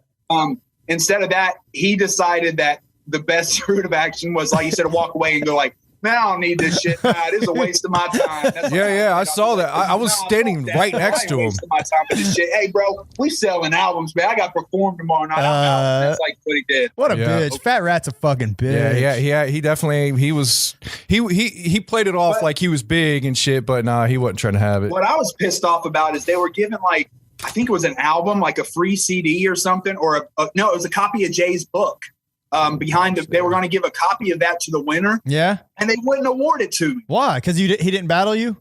because he didn't battle me. That's He like bullshit. walked off, and I was like, "Well, I went right." And they're like, "No, he didn't have a battle." And I was That's like, "That's bullshit." Like, Wow. he quit, and they're like, "Oh, he just didn't battle. We can't give it." You know, he didn't win." Wow, Yeah, bitches. Fuck I them. bought it myself, but still, like, yeah, Yeah. that's what it was. I remember that shit. So if the person who ran Club Chaos is watching this, you owe me a fucking book. Yeah, fuck you, fuck you. Well, if it makes you feel better, you can listen to the book on YouTube. Right? Yeah. I mean, I ended up getting the book and This picture's reading it and everything. So I know all about Lester and Molester and all that shit. This picture's so low quality, but there's us at the Oh, yeah, 2003 there it gathering. is. Yeah. I remember my hair in those braids. Yep, this is Ben's girl, Chrissy, did it. there's Carver, there's Chris, there's our buddy Shane, who I invited down today, but he's got to dude. work. There's our buddy Sean. Has Sean done the show with us? Yeah. Did he? Yeah, he did. And then He there's did one also with Brian Shane. Fink. Oh, him and Lynn. Shane were on the show. Oh, yeah, they did the gathering episode with us, didn't they? Yeah. All right, that's right. Oh, yeah, and Brian Fink. Yep. Yep, Limb Thief. Yeah, Limb Thief. Because everybody had to have a juggle with me. Right. I do got a couple. Here's like a picture of Shaggy. Mine? Should I forget mine? Well, it was Sly. By Oh, yeah. that point, it was a Sly because we were doing the co-fusion and broken fork. There's Shaggy wilding out on the fucking golf cart. He said he don't ride golf carts Yeah. no more. Oh yeah, his golf cart stories are fucking crazy. He's literally Yeah, almost that year I died. smoked the blunt with Blazy Dead Homie. He came Yeah. by our campsite and smoked with us. Here's me with some skanks that were there. Yeah, they were skanks everywhere. There's that another year. skank. Another skank. Me and Carver with fucking Freddy Krueger. I love how so far over half of your picks have been with skank. I know. This is the only picture. I have a picture of Shane with a skank. Here, we'll get him in trouble. Shane, here's a picture of Shane with some skanks. Oh, never mind. I have to scroll up. All right. Oh man, his daughter could see this. If only his daughter could see. Right. That's funny. All right. Anyways. Ain't nobody watching this shit. All right. So let's start playing the album. What do you say? Let's do it. All right. I was gonna say I only got like a minute left and I gotta bounce. That's cool, man. Hang, For the whole album. we'll skim through a lot of the songs and like we'll just try to kind of comment where what memories it brings up. But anytime you gotta go, just say, "Hey, man, gotta go. See you," and we'll peace you out. All right. All right. Let's go play it. Here goes. First song is "Walking to the Light." Which, by the way, Is didn't this it? the intro? Yeah, I was gonna say that they have the first song on here as one song. Like I could have sworn it was two songs on there, intro and then I welcome. think it is on Spotify. Yeah, it's on Spotify. It's Listen to the album. I'm pretty sure it's intro and then Walking to the Light. all right. So "Walking to the Light" and then It's, track one's "Walking to the Light." Two is "Welcome to the Show." okay. So yeah, we do have it right. Yeah, this is on Spotify here. This intro, like, so first of all, let's tell our experiences with the album. Like, so I remember that morning, November 5th, 2002. I immediately woke up and went to Best Buy. I had the day off. I went to Best Buy, seen if they had the album, grabbed it right off the shelf, went and bought it. Bought a pair of headphones at the same time because Violent J recommended listening to it with headphones. I remember that. So I bought a pair of nice headphones and the album, took it home. I didn't put it in the car. I didn't listen to it in the car. I took it home, popped it in my CD player, put on my headphones, and laid on my bed for the next like 70 minutes and just experienced the album. Yeah, I listened to mine on CD. I know why he's laughing because his experience is ridiculous. But all right, go ahead.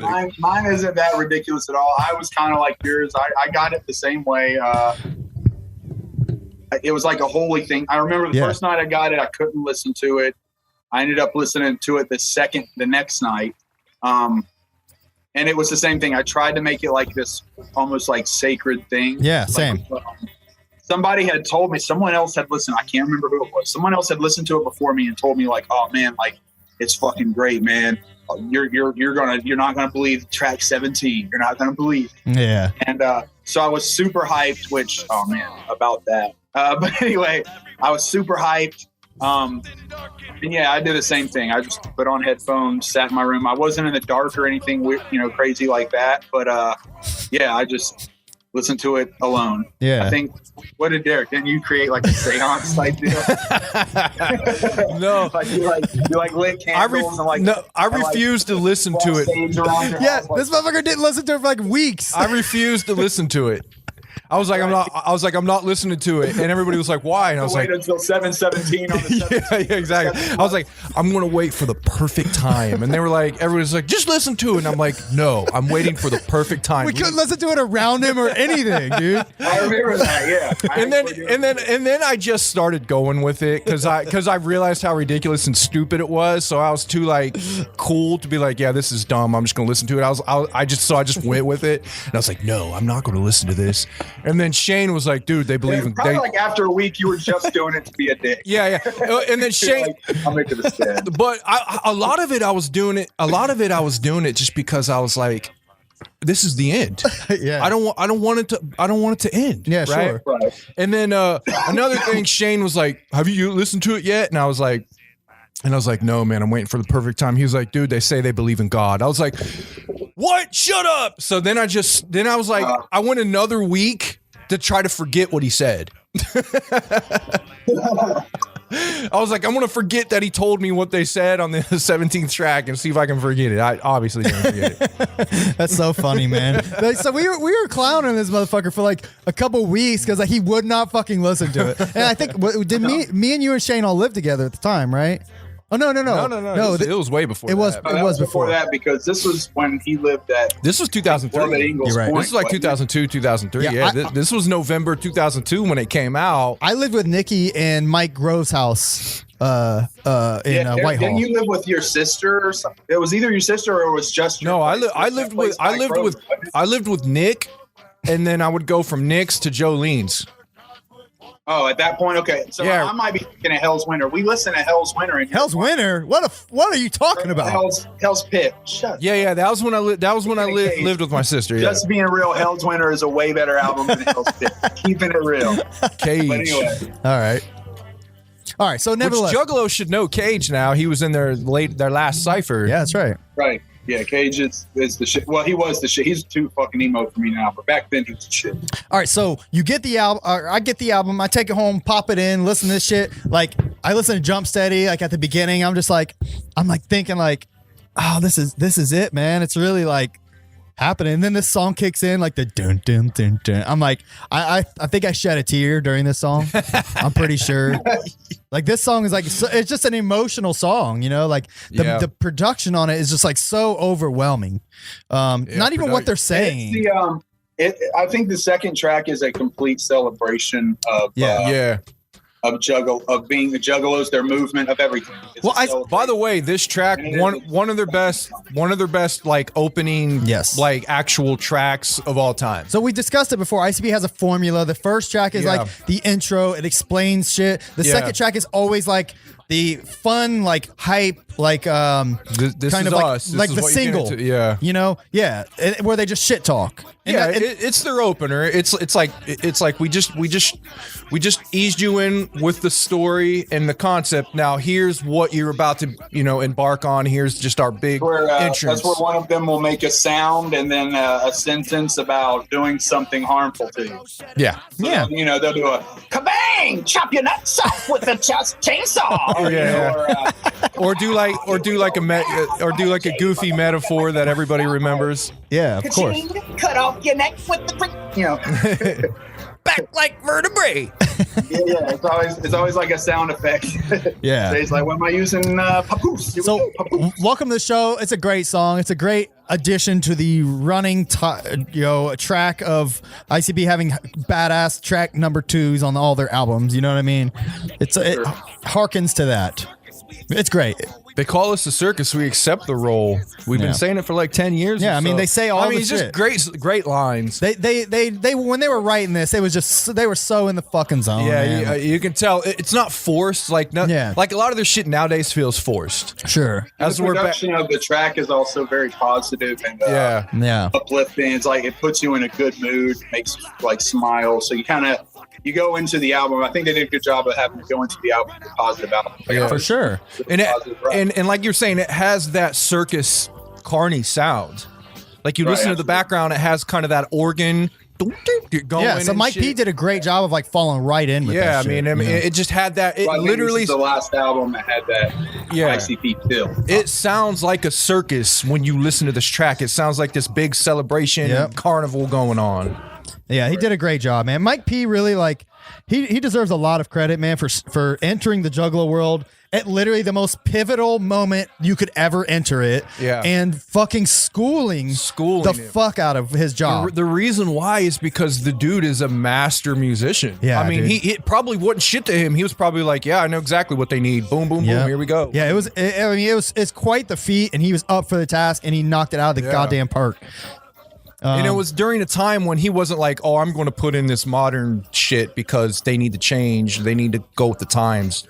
It wasn't like that back then. It was like, I'm sticking with the formula that they've been known for. This is what I'm going to do for them. I always thought that because I got to go here in a minute, but one big thing I wanted to touch on, but and I know we're not to the big track yet, but one thing I wanted to touch on when it came to the unveiling. I honestly, man, I thought that the main thing about this album was going to be so much like bigger. Like I was expecting, I didn't like the whole, like when they revealed what this all has been about, the big unveiling, all of this, the Dark Carnival was about God. Yeah. And it was just like, what? Yeah, Like, I thought they were going to come out and say the carnival, this was actually all about life in the ghetto, in the hood. The carnival is the environment, and the ringmaster's like politicians, and the riddle box is like the box that you're stuck in, that determines that you're a criminal. It never gives you a place in society. And the great Malenko is, entertainment and news giving you this mirage that everything's okay when really it's not. And the Jekyll brothers are like the entertainers that are giving you, entertainment that are trying to show you the right ways. And, like I thought they were going to break it down and it was going to be this mind blowing, like, I get it all now. I get the Dark Carnival. But instead it was like, oh no, like when we were talking about slicing throats and shit like that, like it was just, it was just Bible shit. We're just tricking you. Yeah, I was just sorry. We're not sorry if we tricked you with all the coke threading. We were actually trying to tell you to worship Jesus. Like, what? And like, I know that they don't say Jesus, they say God, but it's just like, I think it was a huge drop of the ball. And like, I know it's like that Last of Us 2 syndrome that I'm suffering from, where really I'm just complaining because it didn't turn out the way I wanted it to. But which is like, I think when people complain about The Last of Us 2, I think that's really what they're complaining about, is the storyline didn't work out. You know what I mean?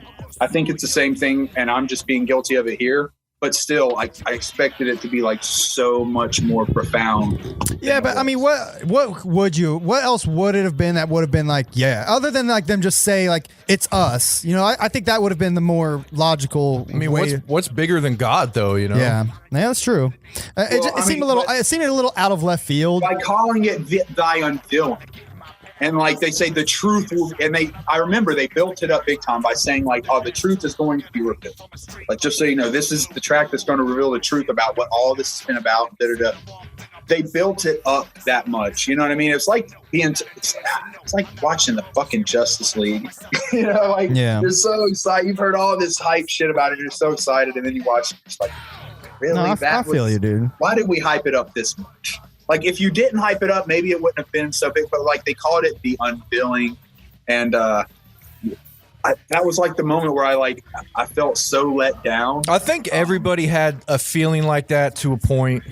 I don't think you were alone in that at all. Yeah, and it's not just the Christian. Like, I don't want to seem like I'm just like hating like on God. Like, it's not that at all. I actually, I'm in my own way religious now, but it was just like, I don't know, the delivery. Like, I just felt like their creativity had like surpassed them maybe. Because they had all these great concepts, and then for them to just, I don't know, it was just a shitty wrap up, man. In my opinion. Yeah, I think they did that on purpose though, because I remember some interviews. They said they wanted to just strip everything down for that and kind of make themselves vulnerable. That's kind of what that track was. They were like, okay, you guys have looked at us as these kind of prophets, but really we're just doing this for God, and like, kind of this is it, guys. I think also, if you don't like it, sorry. I think also the wording of saying it's God is the problem, mainly due to the fact that we all already know that like all of their meaning and talking about is heaven and hell. Like we all already know that. Yeah. But like that's what I figured. It was all a big metaphor for death. Right. Everyone knew that. That's what I thought. I was like, really? I already knew this. That's kind of what I thought. I was like, I already knew this was God. What do you mean? But calling it God kind of almost like dumbs it down. Like, I don't know. I just think it's like labeling it like God. Like it's just like what? Like okay. Like I mean, and that's really though. That's really what I'm saying. Is it seems so so anticlimactic. You know what I mean? It's the same as if they said thy unveiling. Truth is, this stuff is death. That's always been about it. Like even then, I would have been like, okay, yeah, duh. Like it just seemed like such a letdown to call that the unveiling. Because I really feel like the album we were building up to, and then it started off like for me, it's almost like and this is just me, like this is the viewpoint I'd like to offer on the show. For me, this album was like a W, and it was the first album of theirs that was like shaped like a W. And the way that normally their albums went up at like, let me go this way so you see it right on the camera. But normally they go up like this way. This album kind of started on a really high point, and then I started to not feel it very much. And in the middle, it goes back to a high point, and then I don't feel it as much. And then I really feel it. And then it's like at the end, it just like slaps the whole thing. I mean, for what it's worth, like I almost honestly, I really like Thy Unveiling all the way up until that part. Yeah. Truth is, we follow God. And then like the whole like chanting starts, and like the we're not sorry. It's like, you didn't trick me. It's just a letdown. Yeah, that was the thing too. I was like, you guys never fucking tricked me. Like, yeah, like what? I mean, I guess like you're talking about the people the people you did trick. I mean, if there were any, I mean, who got tricked by them? But saying you follow God, listen, saying in a song like truth is we follow God, like that's almost like making it seem like you're being like a Christian when you say that. So exactly. it's whether or not that's how you mean it. When you say we follow God, the Juggalo is our God, whatever the fuck you're saying, which is where most of their music is sent. Yeah, it seems like are you really like trying to just tell us you're Christian? But then they're like, no, we're not Christian. I've never even read the Bible. Like, then what the fuck do you mean? Like, why'd you say it like that? Right. You know, I mean, God, exactly. It's God, man. I mean, like to defend that, God doesn't have to be the biblical God. I know, but if someone says like, well, I follow God, like you immediately make that kind of connection. Well, right? yeah, that's because we're all fucking indoctrinated to believe in that shit. Right, of course. But the wording matters. That's the point. Yeah, you're right. It does. Yeah, like if you tell somebody, maybe he could have said the higher power. Do you believe in God? If you ask someone, do you believe in God? They don't go, well, do you mean a force in the universe that governs things? Do you mean the dark matter between atoms? And some might. Imagine Jay saying that. No. Some people might do that, but yeah, you're right. I mean, anyways. Yeah, but that makes you kind of a douchebag. Sorry, if you do that, I'm like, shut up. Do you believe it? Shut up. All right, to your point, let's backtrack real quick. I know you got to go. Can you stick with us a little bit longer? Or you got to go. It's really just a battery thing. All right. 7%. I have no way to charge down. All right. Well, stay with us till you die. Okay. Yeah, gotcha. I will. So if I just vanish off, you know why. All right. So just going back. Welcome to the show is great. What do you think about Get Your Wicked On? Let's just quickly touch on each track so we can. Dude, I like every track on this album. Okay. Like I can't. I'm not going to say anything bad about it. Get Your Wicked On. I kind of felt wasn't one of the strongest tracks. Definitely. I think it's a filler track. I think it's fine. Still, like I said, when I was listening to this yesterday, like I was still feeling the album by this point. You know what I mean? I feel I like this song. Again, this is one of those songs I like the song. I always have, I always sing along to it. I know the words, but I think it's another filler song that like, why did this get a spot on the 6th? You know what I mean? I feel like it's more important than that. That's just my opinion. Yeah, absolutely. It doesn't. The song's not very thematic. Yeah, it's a fun song. I think it's fun. Like you guys said, you pointed out a good fact about the formula. and this is your pow ICP now. That's it's just shit talking. The next track, Murder Rap, I could see them wanting to do like an homage song, like a remix. Like that doesn't bother me. I think that's appropriate for this album. Like, okay, I want to remake a song of a group that we have respect for, we have love for. Let's just do a Wicked style. I really do appreciate that. I wasn't familiar with the original song at all prior to listening to this, for what it's worth, but I do like the song. But it's a 6 Jokers card song. I think this would have been a really dope EP song. And they make a point to like ever since this album came out, they always make a point to play this album in concert, and like I don't feel like it's a very good concert song. Like they do that tantalizing like that part like gets hype and shit, but I think it's kind of like it's just shitty. a pyrotechnic. Like that's when the lights. But my view of the way let's give seizures. My view of the way they set up this album is they do the intro and then welcome to the show, and that's amazing, right? That's a big kickoff. You're like, oh hell yeah. Then they do Get Your Wicked On and Murder Rap, and that I think is kind of to draw maybe those people that, you know what I mean, they don't really care about the deepness. Maybe that's for like the people that just want like a hype track or like them talking shit, and that's what they like. Right. They get that out of the way because those are kind of like the low information listeners. They're just kind of like, yeah, hell yeah. And then right after Murder Rap, it starts to get in. The album really starts to hit a peak. Yeah, it starts going up the hill because that's like that W I'm talking about. The first song, I'm like, ooh, nice. And I don't even say W. It's almost like a bumpy ride. Yeah. Because I feel like it's like a high low, like through the album. Yeah. We got to think that Get Your Wicked On and Murder Rap is probably some people's highs, but they get that out of the way. It's like, let's get these songs out of the way, get the low information listeners riding with it. Which, by the way, short songs. Get Your Wicked On's a minute 47. Exactly. Murder Rap's 2:32. That's pretty quick. And they flow right into each other. Yeah. And then you get and then it goes into what? Birthday bitches. Birthday bitches. So they start. See, I really didn't. Yeah. Well, they start getting into their more conceptual stuff at this point, Birthday Bitches is like one of those where I actually liked the song, I just didn't like it on the album. Like I really dug the song, I just didn't like it on this album. Sure. Yeah. In my opinion. All right. Well, I like Birthday Bitches. I think it's cool. Like Shaggy schools it. Like the concept is funny as fuck. Like ICP as a birthday clown. It's something no one knew they wanted to hear, but makes perfect sense. You know what I mean? Yeah. Like, it's probably one of those ideas that they saved for this album. Yeah. And like to me, that seems obvious. Right. And then once you hit I love the song, I just didn't. Yeah.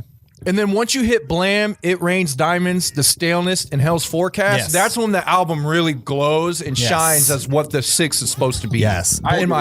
Blam, I think this is probably one of the biggest peaks of the whole album. Blam feels like a song they saved too to me. Like just a badass idea Jay had of like wanting to like rub the genie, like get wishes. Like that just seems like an idea they had in their back pocket. You know what I mean? And the way the way that song is executed is so unique. Yes. And like the way he raps, just listen to him. Rare at the time for Jay, like rare at that time for their formula, but they like opened up something new that it's like, wow, I've never heard him do this kind of shit, but it's awesome. Yeah, and then it gets like all hype. Like this is a great concert song, I think. Yeah, great produced. Here it goes. A lot of sound effects. Great hook. Great guitar. Yeah. Mike P. Oh, by the way, I was looking through the liner notes while we were talking about shit.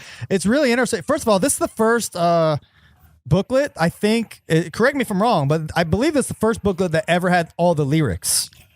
ICP never did lyrics. Yeah, that's true. But what's also interesting, it not only has the lyrics, but at the bottom of each one, it has they have EPs that have lyrics? Not that I recall. I could be wrong. Correct me if I'm wrong. But at the bottom of each song, there's like a little paragraph. I know you can't see it, but each one has this little paragraph where it says the creation, and it just talks about. I'll lean closer. It just talks about how they made the song, like all the production notes. But what's funny is the way they word it. Like for example, on I'll just read the ones for Blam. It says, let's see. It was written, played, produced, and engineered by Mike Peasy, the Wonder Boy. The fresh ass live drums were played by Lil Pig. The song was arranged, produced, a slap down with some serious clown love by ICP. They put like all this like flavor in it, which is really interesting.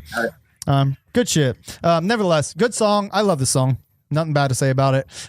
It Rains Diamonds is one of my favorite songs on the album. It's one of my favorite songs ICP's ever done, to be quite honest. Maybe they like threw those in there to make it almost like a Bible feel. Yeah, you know what? It's funny you mentioned that at the beginning of each person's verse. It's like for example, It Rains Diamonds. It says Shaggy Too Dope, and in parentheses it says Rainbow Thunderclouds sprinkling purple and pink rubies. WWF 2 slapped into 22. So it's like they're saying it's like a Bible verse, you know? Yeah. Everyone's verse is like that too. Anybody kills Blue Dawn Glitter Winds, Chapter 2, 10th Omen, Green Rain. You know, like what the fuck does that even mean?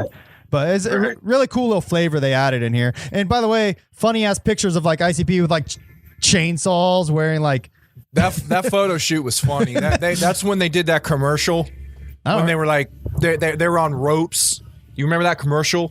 Vaguely. Yeah, I think it actually aired on MTV. They were like dressed in these costumes. It was during this photo shoot. They were like on ropes, and they were trying to like, it was like, get him over there, and they like fell and shit. I do remember that. It was a commercial about them trying to shoot a commercial. I vaguely do remember that. That's really funny. And they were just like fucking it up, and then it was pretty funny. It's on YouTube. Nevertheless, It Rains Diamonds. I love this song. I don't have when listening to the first time, this song was like, it finally got to the point where I was like, this, like, I was like just basking in it. Like, this is it, man. This is fucking what I've been waiting for. Man. You know? I think the next song is that for me. Really? Yeah. I love the staleness. Me too. That's my favorite song on the album. Yeah, probably mine too. I love it. It Rains Diamonds gave me that feeling, but the staleness is just, it's executed so fucking perfectly. Like everything about it. I love every lyric. The fucking beat, the storytelling, and then at the end, storytelling in it is like awesome. Yeah, I mean it's just classic ICP turned up a notch to an epic level. I was gonna say this song is one of those I think that for 100%, this is a 6 Joker's Card song. Yeah, and that organ beat, man. I mean, this was a Carney beat, man. Yeah, you know what I mean. You got those organ keys going on and that heavy bass line. Just classic shit. Yeah, all the cartoony sound effects. I love this shit. This is my favorite song on the album, without a doubt. This crazy ass Carney beat was written, produced, or programmed, played, performed, and engineered by Mike P. I mean, the dude is a fucking genius, man. Yeah. Additional voices performed by Mike P, Sin, Legs Diamond, and Lil Pig. It was made at the Lotus Pod. Let's see. The finishing mix of Death was then applied by Mike P and co-mixed by ICB at the Sound Kitchen in Nashville, Tennessee. They went from Nashville to Las Vegas to Hollywood to the Lotus Pod for this song. Yeah, they hit some of the best studios in the country to do this album. Yeah, they definitely went all in with this album. Yeah. I mean, Look, they knew too. This is 6 Joker's Card. And just when you thought it couldn't possibly be made to sound any better, old Tom Baker boy tuned a few dials and mastered the masterpiece right here in his own face at Precision in Hollywood, California. Anyways, I love this song. Great song.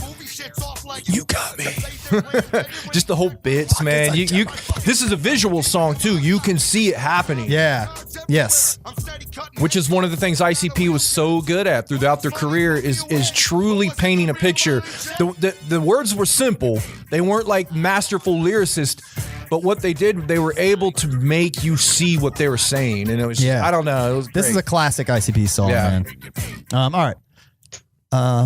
So much so, me and Chris made a song called The Freshness. Yeah, right? Exactly. Anyways, Hell's Forecast. Well, what's your guys' opinion on Hell's Forecast? I'm curious before I share my opinion. I didn't like this one a whole lot. I get it. I get why it was here. And like when I heard it on the album, I was like, oh, I get this is like the warning. Yeah. But yeah, I just didn't. This is ironically like the reverse. I think this song belonged on the album, but I didn't like the song. One thing that's funny is on the booklet, they made it like have a fire background. I'll say that I think this song put in this spot is for a reason. This song for me, it kills the vibe of what you're feeling after the staleness. You're getting into the album at this point. Then all of a sudden this comes on and you're very like, depressing. You're like, oh man. I love the imagery in this song, though. Yeah. I mean, like it paints a good image. And I think the beat's real heavy and it sounds pretty good, but like it just kills the mood for me. It kills the fucking mood. And then it's the same mood that transferred to Hell's Pit. So when now I listen to Hell's Pit, it's the same mood I get from this. Yes. It just kills the buzz, man. And this is like a preview of Hell's Pit, which don't get me wrong, like I love the song. I think it does have a purpose. I really enjoy like the lyrics and the vibe and all that. But to your point, I get what you're saying. Like it does kind of kill the mood. It's that warn, like Chris said, it's that warning. But I think they did it on purpose. Like we're going to warn you. We're going to kill the mood real quick, and we're about to warn you what's next. But then they redeem themselves immediately with Juggalo Homies being the next song. Yeah, I think that I almost feel like I know that the unveiling had to be at the end, but I almost feel like Hell's Pit should have been, or Hell's Forecast should have been at the end of the album. I would agree with that. Yeah, almost like a hidden track. Yeah, that would have been the move. I do agree with that. But I do. Yeah, and I know you say you prove a good point how it goes from the darkness to the lightest of the light. How it's like, okay, there's this forecast, but don't worry about it because you got Juggalo Homies next, and that is a great move. I mean, it really does. It really does have that effect. But I also think that it denotes from the like I said, I think it belongs on this album. I just think not in the place that it's at, and I don't like the song as a whole. Like it's not a song that I would ever see myself popping in and being like, I want to listen to Hell's Forecast. Yeah, of course. Yeah, no, I don't think it's anybody's song for that. And I'd say, well, I could say that like not all of their songs, but I'd say 95% of the songs you can listen to anytime. It's a good song. This is just one of those I don't see that. It's like one of those I heard. It's almost a skit. I get it. It's almost like a skit. Yeah, it's a break. Yeah. Well, for it to go right into Juggalo Homies, like, which is, I mean, an undeniable song. I think Juggalo Homies transcends like Juggalos. Like, it's an anthem. Yeah, Homies is, like I said, I've been learning it on the guitar and just all the little licks in it. There's a lot of little guitar licks. Just the way, I mean, yeah, it's a fucking anthem. It's a feel good kind of poppy upbeat song, and this is a perfect song for this album. Yeah, man. Quick story. I was listening to this album a couple months ago in the car, and I had my wife in the car with me, and you know, she knows I like ICP, and she's heard some shit here and there. She doesn't necessarily like it, right? She's heard some. She always recites the "and we danced." I can't believe we danced, which is off of Tales of the Lost Pod. Her repeating that tells me that she actually kind of liked that song. But you know, in her opinion, ICP is vulgar, this and that, this and that. Well, I was playing this song. We were listening to this album. This song came on, and she was like, "You know what? This is real wholesome." Yeah, exactly what she said. It is. She was like, "This album is wholesome." She's like, "I like this," and I was like. Yeah, it really does. This album does have that wholesome kind of feeling that just, I don't know, you get that, you know, that warm feeling, man. I don't know how to explain it. That told me right there. It's just like, this album could be, you know, people's gateway, a lot of people's gateway into their music. Sure. All right. Like I know Juggalos who have got into ICP at the Wraith. You know what I mean? That's not, it's not uncommon. That it is like, this is an easy one to kind of dive into. And like, I think there's, even though it's ICP and they're typically, you couldn't say this about most of their albums, but there is something for every single human on this album, without a doubt. I mean, something. Every song they rap in a different style. Some of them are completely different musical genres. Like Juggalo Homies is like a perfect like amalgamation of like the lyrics, the beat, the vibe, it captured that moment in time for us. And this song I think is a good representation of like the general vibe to be a Juggalo in 2002. I'm about to go out because you're starting to break. All right. well, it'd be appropriate for you to go out on 1%. Homies, bro. All right. 1%. You don't have another homies. You don't have a fucking cord? Come on. Well, I do, but it's like literally it's gonna die. All right, man. So I have to get an extension cord because I'm in the basement. All right. And like in the cave, my woman's upstairs working, so that's like cool. I couldn't do it up there. Well, thanks for hanging with us, man. If you want to dip out, that's cool. All right, man. Yeah, no, definitely. Nice talking to you, man. All right, fellas. Peace out, dude. Thanks for hanging. Yeah, I'll see y'all soon. Yes, sir. Later. Can't wait. All right. Nevertheless, this song, man, I love it. I mean, especially in the irony of Twisted being on this song and what's going on now, like it really is. It's kind of depressing, to be quite frank. I wonder if ICP themselves actually have a bad taste in their mouth with this song now because of that. It would surprise me. I mean, that is such a shitty. I mean, if we have a slight bad taste because of it, imagine them. Yeah, they were fucking Juggalo homies, you know, hanging, you know, till we're old like Grady, you know, whoever the fuck Grady is. Now, imagine if they were having problems at this time during this album, because didn't they, when they put Green Book out, didn't they tease another label that they were going to start at that time? Yeah, they did. Magic Head. Or yeah, Magic Ninja. It was called Magic Ninja. It was called Magic Ninja, right? Yeah, Magic Ninja Records. Yeah, and it was a little. They had their little symbol on the back of their album and everything. Yeah. Mm-hmm. So, and I even remember back then. That was a Mirror, I think, even. Yeah, and I remember back then rumors and workings that they were like that the Green Book, they were taking stabs at ICP. Like Frankenstein is supposedly a song about Violent J. Yeah, like, don't you remember? I mean, so you got to think there's truth. There's got to be some truth to that. There might have even been some slight beef back then. Well, if this album didn't come out till 2002, then you would like to imagine that maybe this song was recorded anytime within a year prior to that. Really, you know. So a lot could change in a couple of years, which is when Green Book. I don't know when Mirror came out. That was before Green Book.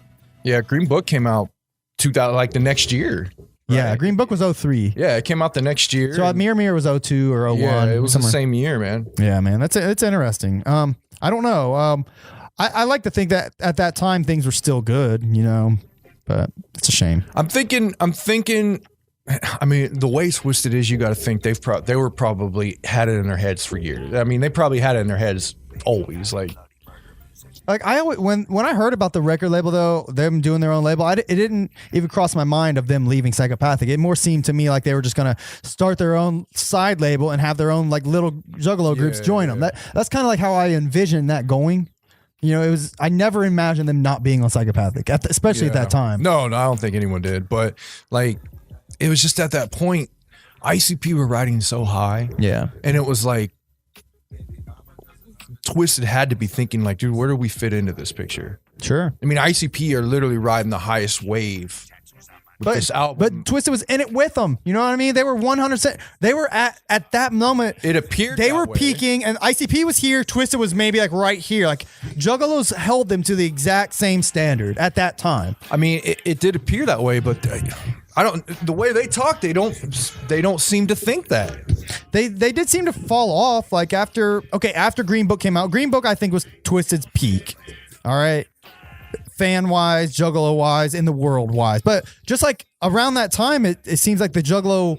I mean, the 6th was out. The Juggalo wave was on the wind down. You know, it was a wave we all rode, and everybody knew it was winding down. So Twisted kept doing their thing. Mirror, Green Book. What they do after Green Book? Independence Day, which kind of sucked. You know, like they kind of started doing just like shittier stuff. Same with ICP. Yeah, and ICP was doing the same thing. They both hit their pinnacle and then just kind of like, It was just dying off, I think, in general. And it Twisted maybe was blaming ICP for that. But, I mean, what the fuck do you expect, bro? You were there for the peak. You're there for the 6th. You really thought it was going to keep riding that high? Like, I don't know. I don't know what the point I'm trying to make is. But nevertheless, like, you know, it's a shame it went down the way it did. I think we can all agree. Angel Business, we already talked about it a little bit. I do really like this song. This song we heard before the album came out. This was all they released this on their website as like a single. Oh yeah, I do remember that. I remember hearing this, and I now to go the other way, I do like the song, but I remember hearing this when it was released. Like, oh god, I hope this isn't the whole album. Yeah, I remember thinking that, like. Yeah, and I hope this isn't it. Yeah, because like this song, while it is good, like again, we touched on it. It to me, it doesn't have like that magic to it. It's just another song. I think this is definitely not one they saved. I can't imagine that. This is probably one they came up with while they were doing their studio sessions. It was dope. Why not throw it on the album? Fuck it. You know, we need to have 17 tracks on this fucking album. Might as well. But it also hit that like going against the mainstream. Yeah, but they got another song that already does that. We Belong does that, I think, better than that.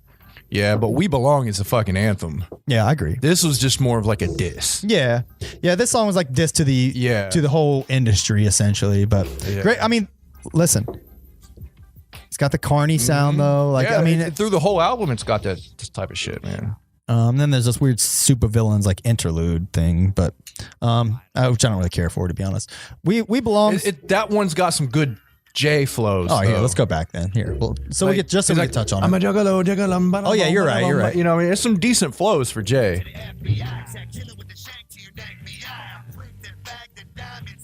Love by man, but Robin's a faggot. Just some funny lines.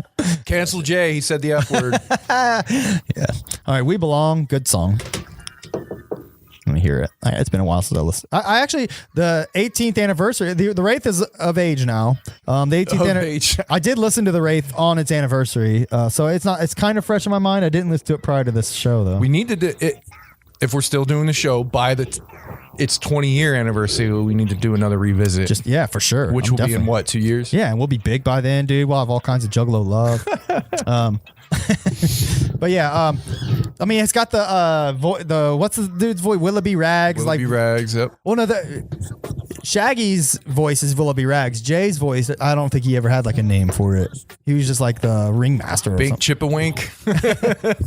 I'm Big Chipperwink saying solo. Yeah, never mind. That's the other. But no, this song is great, and the hook to me is like one of the best hooks of all time they ever did. We belong, we belong, Yeah. We belong. The carnival is here. Great. This song's just another Juggalo anthem. Yeah. You know, just talking about how, I mean, this might as well be What is a Juggalo Part 2? You know what I mean? Yeah. They did a great job. Like they dabbled with like rock guitars and shit, and like Malenko and Jekyll Brothers. But this album, they really like hammered the guitars in a lot of on a lot of songs, which I'm thankful for. I think it goes with their vibe so good. It made their hooks just brighten up so much bigger than they ever were. Yeah, like I mean, it's, like even Jekyll Brothers, like Terrible and whatever. All the others. Oh, Zelda's. Some of us have ever such a whatever. I do like how he flows on that. Some of it. Zelda, get out of here. All right. Cotton Candy and Popsicles. Again, I do like it. It's just, I mean, like it's almost like a heavy, like a kind of a take on heavy metal with the hook. yeah. It's almost got like the R&B verse, and then when the hook comes in, it switches. The timing and everything switches to it. It's like two songs mashed together. Yeah. So Which is a take on their stylings on Bizarre, like Rainbows and stuff. Yeah. Yeah, you're right. This song is very similar to Rainbows and stuff, which I love that song. And I do like how they did this song. Every ICP album does have like a bitch song, so I'll give it a break in that regard. I think that them already having a song called Cotton Candy kind of fucks up this song for me. That's just me being nitpicky, but It's almost like this is part 2. Like, sure. You got Cotton Candy, now it's Cotton Candy and Popsicles. yeah, I do love the like girl that raps in the song. Yeah. I think of Shaggy when I think whatever. You know, I love that It's shit. funny. There's jokes and stuff in it. Yeah. It's got takes of Bizarre, I think Malenko, and Jekyll Brothers. I think Zug or Sin does a good job on the hook and shit. Mm-hmm. You from Dallas, Texas, right? Yeah, it's just Tight. It's just pretty dope. You tight. What'd you I say? love that shit. Thank you, Shaggy Sweetness. Yeah, I think so. Let me confirm. Yes, thank you, Shaggy Sweetness. All right. Nevertheless, moving on. Crossing the Bridge. We heard this song. This was the first song I believe they gave us off the Wraith. It could have been Ain't Your Business, but I think this was first. And I did like this song a lot. Dude, when I heard this song, this is what I imagined the Wraith Yeah. would be. Like this song is so deep, but so like, I don't know, so well written, so well like rapped and produced. Like it has a build up. Jay schools the fucking hook on this, I think. Yeah, man. Yeah. This song gives me chills right now listening to it. What he was able to hit vocally on this album was impressive for him. Yeah. Yeah. Yeah. I love this song. Yeah. This is one of my favorite songs ICB's ever done. Great. Yeah, it is a great song. Come on, up and up your door. What if it's a purgatory door? I don't know, understand that shit, but Come on. yeah, the song's literally about the children dying. I mean, for fuck's sake, like, you want to talk about ICP not having like songs with substance? I mean, they literally have a song about kids dying and how they don't deserve it. I was gonna say, this is about kids being stuck in purgatory because they had an undeserving death, right? I just imagine it being about like why is the world so like fucked up where kids even die? Like, that's how I interpret it. Yeah, and that is pretty much it. But I think there was that theme that the kids are crossing the bridge, but they never really made it. What if it was a child's mistake? Like, they fucked up and that's why they're not able to go to heaven, maybe? Yeah, something like that. Might be some shit like that.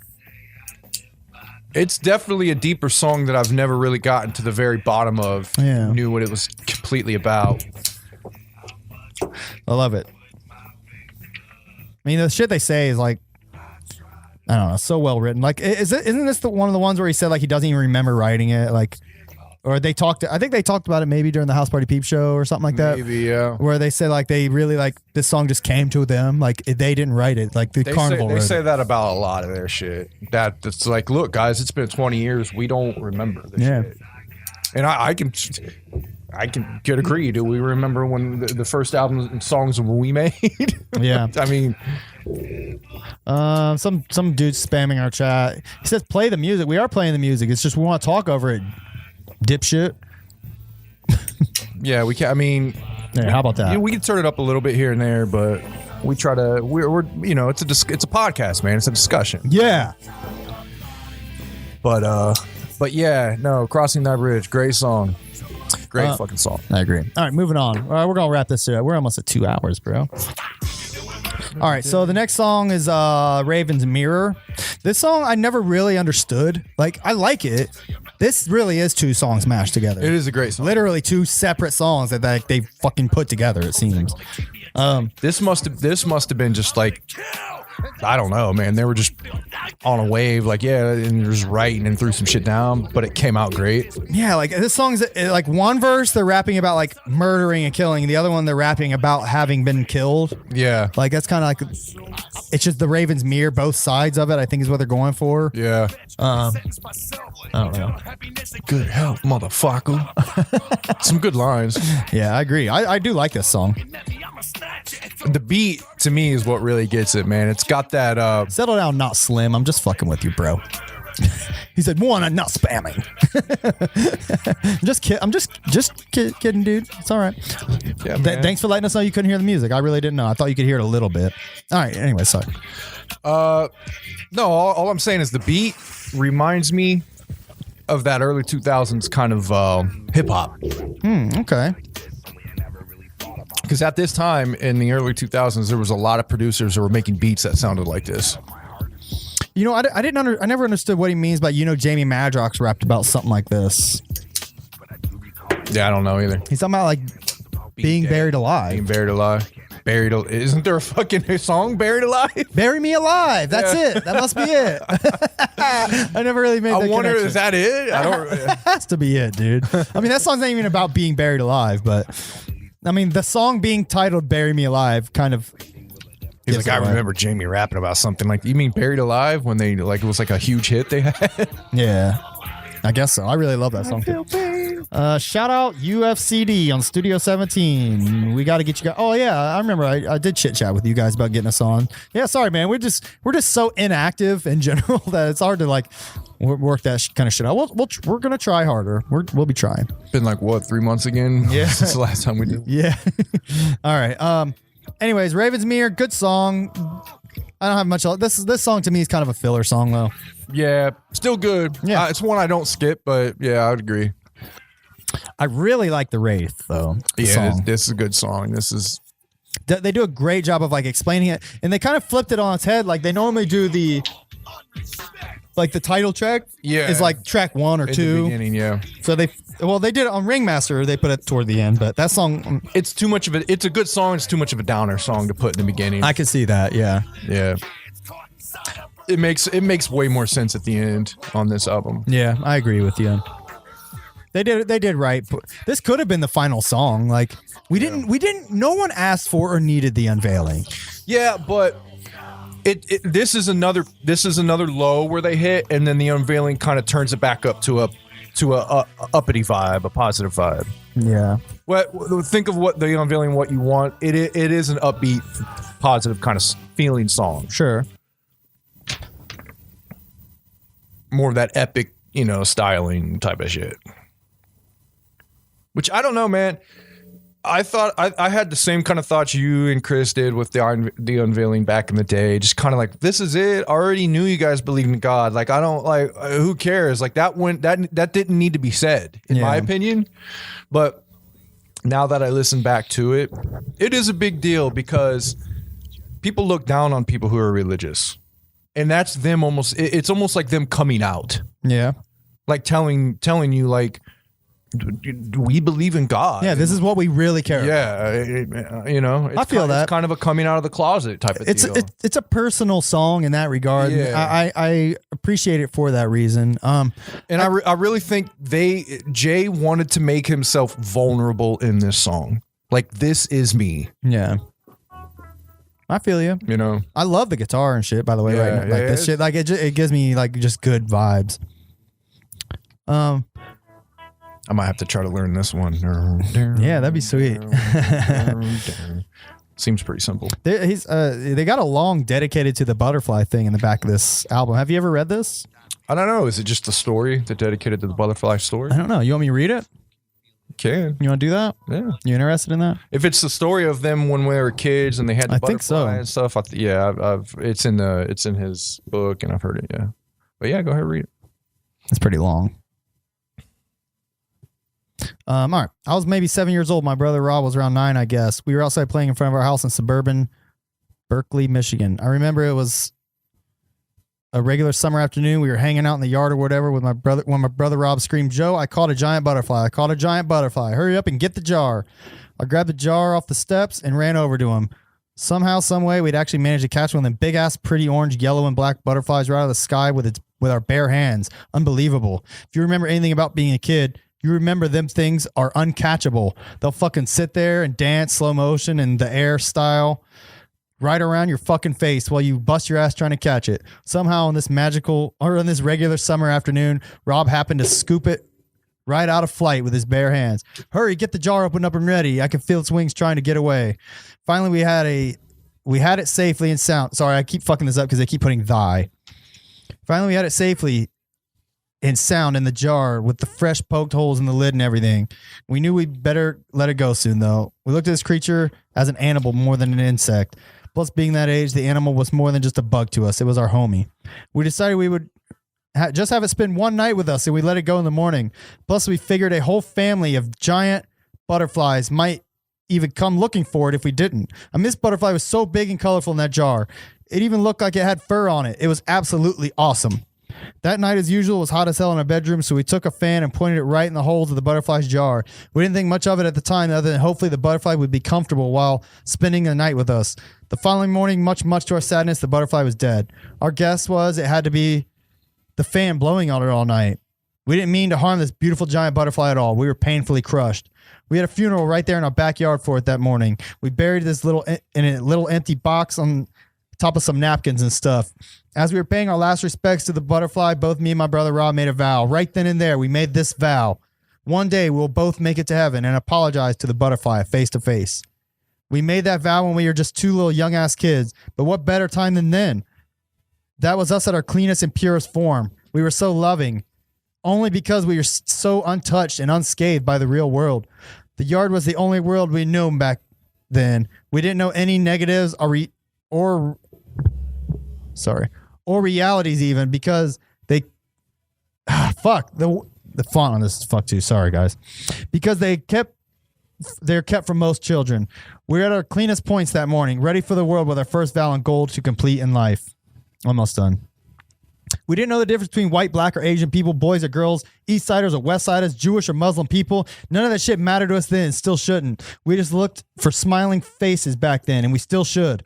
Look at us now. It was the world around us that instilled the hatred and wacky beliefs upon us all. We became one with the world as we walked through it. Once we lived some life, our souls ain't as clean anymore. We all got a little bit older. We didn't care as much anymore about butterflies or what colors their wings had. We learned who we were supposed to hate, who we should love. and even flat out how much we should be as people, or flat out how we should be as people, all of which is taught to us by other people. And who the fuck are they? We spend our entire lives trying not to do whatever is considered stale by everyone else. Well, fuck that. Consider us stale as fuck then. We some 4-week-old desert dried wonder bread stale ass individuals then. We will one day complete our vows before we pass. I want to be as clean as I was when I was 7. I want my own heart telling me what to do and how to live. We will rid our souls of this garbage that was pounded into it, and once again respect the beauty of some fresh ass shit like a butterfly's wings. One day we'll get to know heaven and apologize to the butterfly. One day we'll get to heaven and apologize to the butterfly, just like we said we would. We're going to Shangri-La, baby. Sorry if that upsets you. Wait, no, we ain't. Fuck off if that upsets you. The bottom line is we want nothing more than the rest of our lives, for the rest of our lives, but to see us juggalos there in Shangri-La with us. Joe Bruce, a.k.a. Violent J. Can't hate on that, man. Can't hate on that at all. He believes in what he believes in, and he wants to get there, and he don't fucking care, man. I can't hate on that. But that he also tells that story in, I think, even more length in the first chapter of his book. Looks like on page 11. Yeah, on page 11, the major childhood moment number 1. And he goes in, and it looks like it's about 3 pages of the story, so you can go into more length with that. And then I think if you listen to the audio album, he even talks even more about it. So. Yeah, I'll look forward to that. Yeah, checking that out one of these days. But yeah, man, I can't hate on Jay wanting to go to heaven and and making his life dedicated to that kind of feeling and that goal. I can't hate on that. I wish I had that kind of feeling. I wish I had that kind of goal set in mind. I'm just not like that. I've never been a believer like that. So in a way that kind of fucks you up. Like I ain't gonna lie. Sometimes I envy religious people. I really do. Sometimes I look at them and wish that I could be like that I could really have faith and believe in something like that. Sure. No, I'm with you. I agree. And I'm not talking about like the fake religious bullshit. Yeah. The bullshit who are just out there to make money and capitalize on people, and you know what I mean? Fuck that. I'm talking about like people who are real, true religious like pillars and truly believe and have that faith. And they do exist. Yeah, for sure. And I envy that. Yeah, there's nothing on earth that gives me like that like feeling of like that charges me up. You know what I mean? Like that. I mean, you could say like, I could say like my kids or whatever, but like, what is that? What do you mean? Like, yeah, it's still all based in like here and now in this reality. Like the religious kind of mind, like Jay's talking about there, it's all based on this, like somewhere we're going. Yeah. Somewhere we're going to be, that's going to embrace us once and for all into a blissful state of mind. You know what I mean? Yeah. Like I wish I had that kind of faith, but I just don't, man. It doesn't exist in me, and it sucks. But Jay talking about him, wanting to have that pure heart as a kid and stuff, and he kind of is like that. He's still stuck true to what he is. Yeah. It hinders him in a lot of ways in this old age now, because everybody around him's like, dude, we can't do that. Like, it's not going to work, Jay. I'm sorry. Like, and he's like, no, but we got it. And he's got that kind of like little kid kind of we're going to do this and we're going to do that. And everybody's just like, dude, it's just so. You know what's ironic, what you were saying though about like you didn't have that religion and shit. Like, I mean, as corny as it may sound, like this was our religion, like especially around that time, like there was nothing I cared about on earth more than ICP. Yeah, man. When I was, between the ages of 14 to 20 probably. And like that really was like that did charge me up. That did give me something to look forward to. Mm-hmm. I counted down days to when concerts were or when albums came out, like it really fucking hurt my soul when an album got like delayed or whatever, so hearing these albums for the first time, we're like, I was on cloud 9, like euphoria, like nothing could be better than that moment, so I love that they gave me that, because there is nothing else in the entire world that's ever made me feel like they did, you know? Yeah. And I guess that's what kind of religious feeling you can take from it is the faith that there will always be like people like that exist who create those kind of things for communities and people to live by and have, you know what I mean? To have, you know, family almost. I guess that's kind of the real faith that it, you know. Yeah, it gives you a community. Yeah, for us back in that time, it was, you know, it's our coming, you know, it was part of our coming of age story, and it was really just rooted in that moment in time. But I guess, you know, what you take past it is the faith that something like that is possible. Yeah. Right? Yeah. I mean, a lot of people don't even believe having a connection the way ICP does with their fans and what the fans do with each other. Some people don't even believe that's possible. You know what I mean? Like, there's people out there who don't even believe in that. What, that you could cultivate a fan base that cares as much as Juggalos? They're not going to say, "Oh, that's impossible to do." They'll just never feel it. They don't think it's there. You know, there's people that just will never ever feel something like that. Yeah, I feel you. You know, so I don't know, man. The mythos they created is definitely, you could say it's a version of faith. Yeah. That you have, at least that you have in your fellow man and your fellow people. Yeah, and you don't it doesn't have to be like a corny, like this, like ICP and Juggalo is my religion. Like, first of all, the word religion is it's just silly word just for like saying like the group of people you have similar beliefs and community with. You know what I mean? Mm-hmm. In that sense, like, you know, ICP being a Juggalo was the only way I've ever found in my entire life that I could fit in with people that shared a similar mindset as I did. Mm-hmm.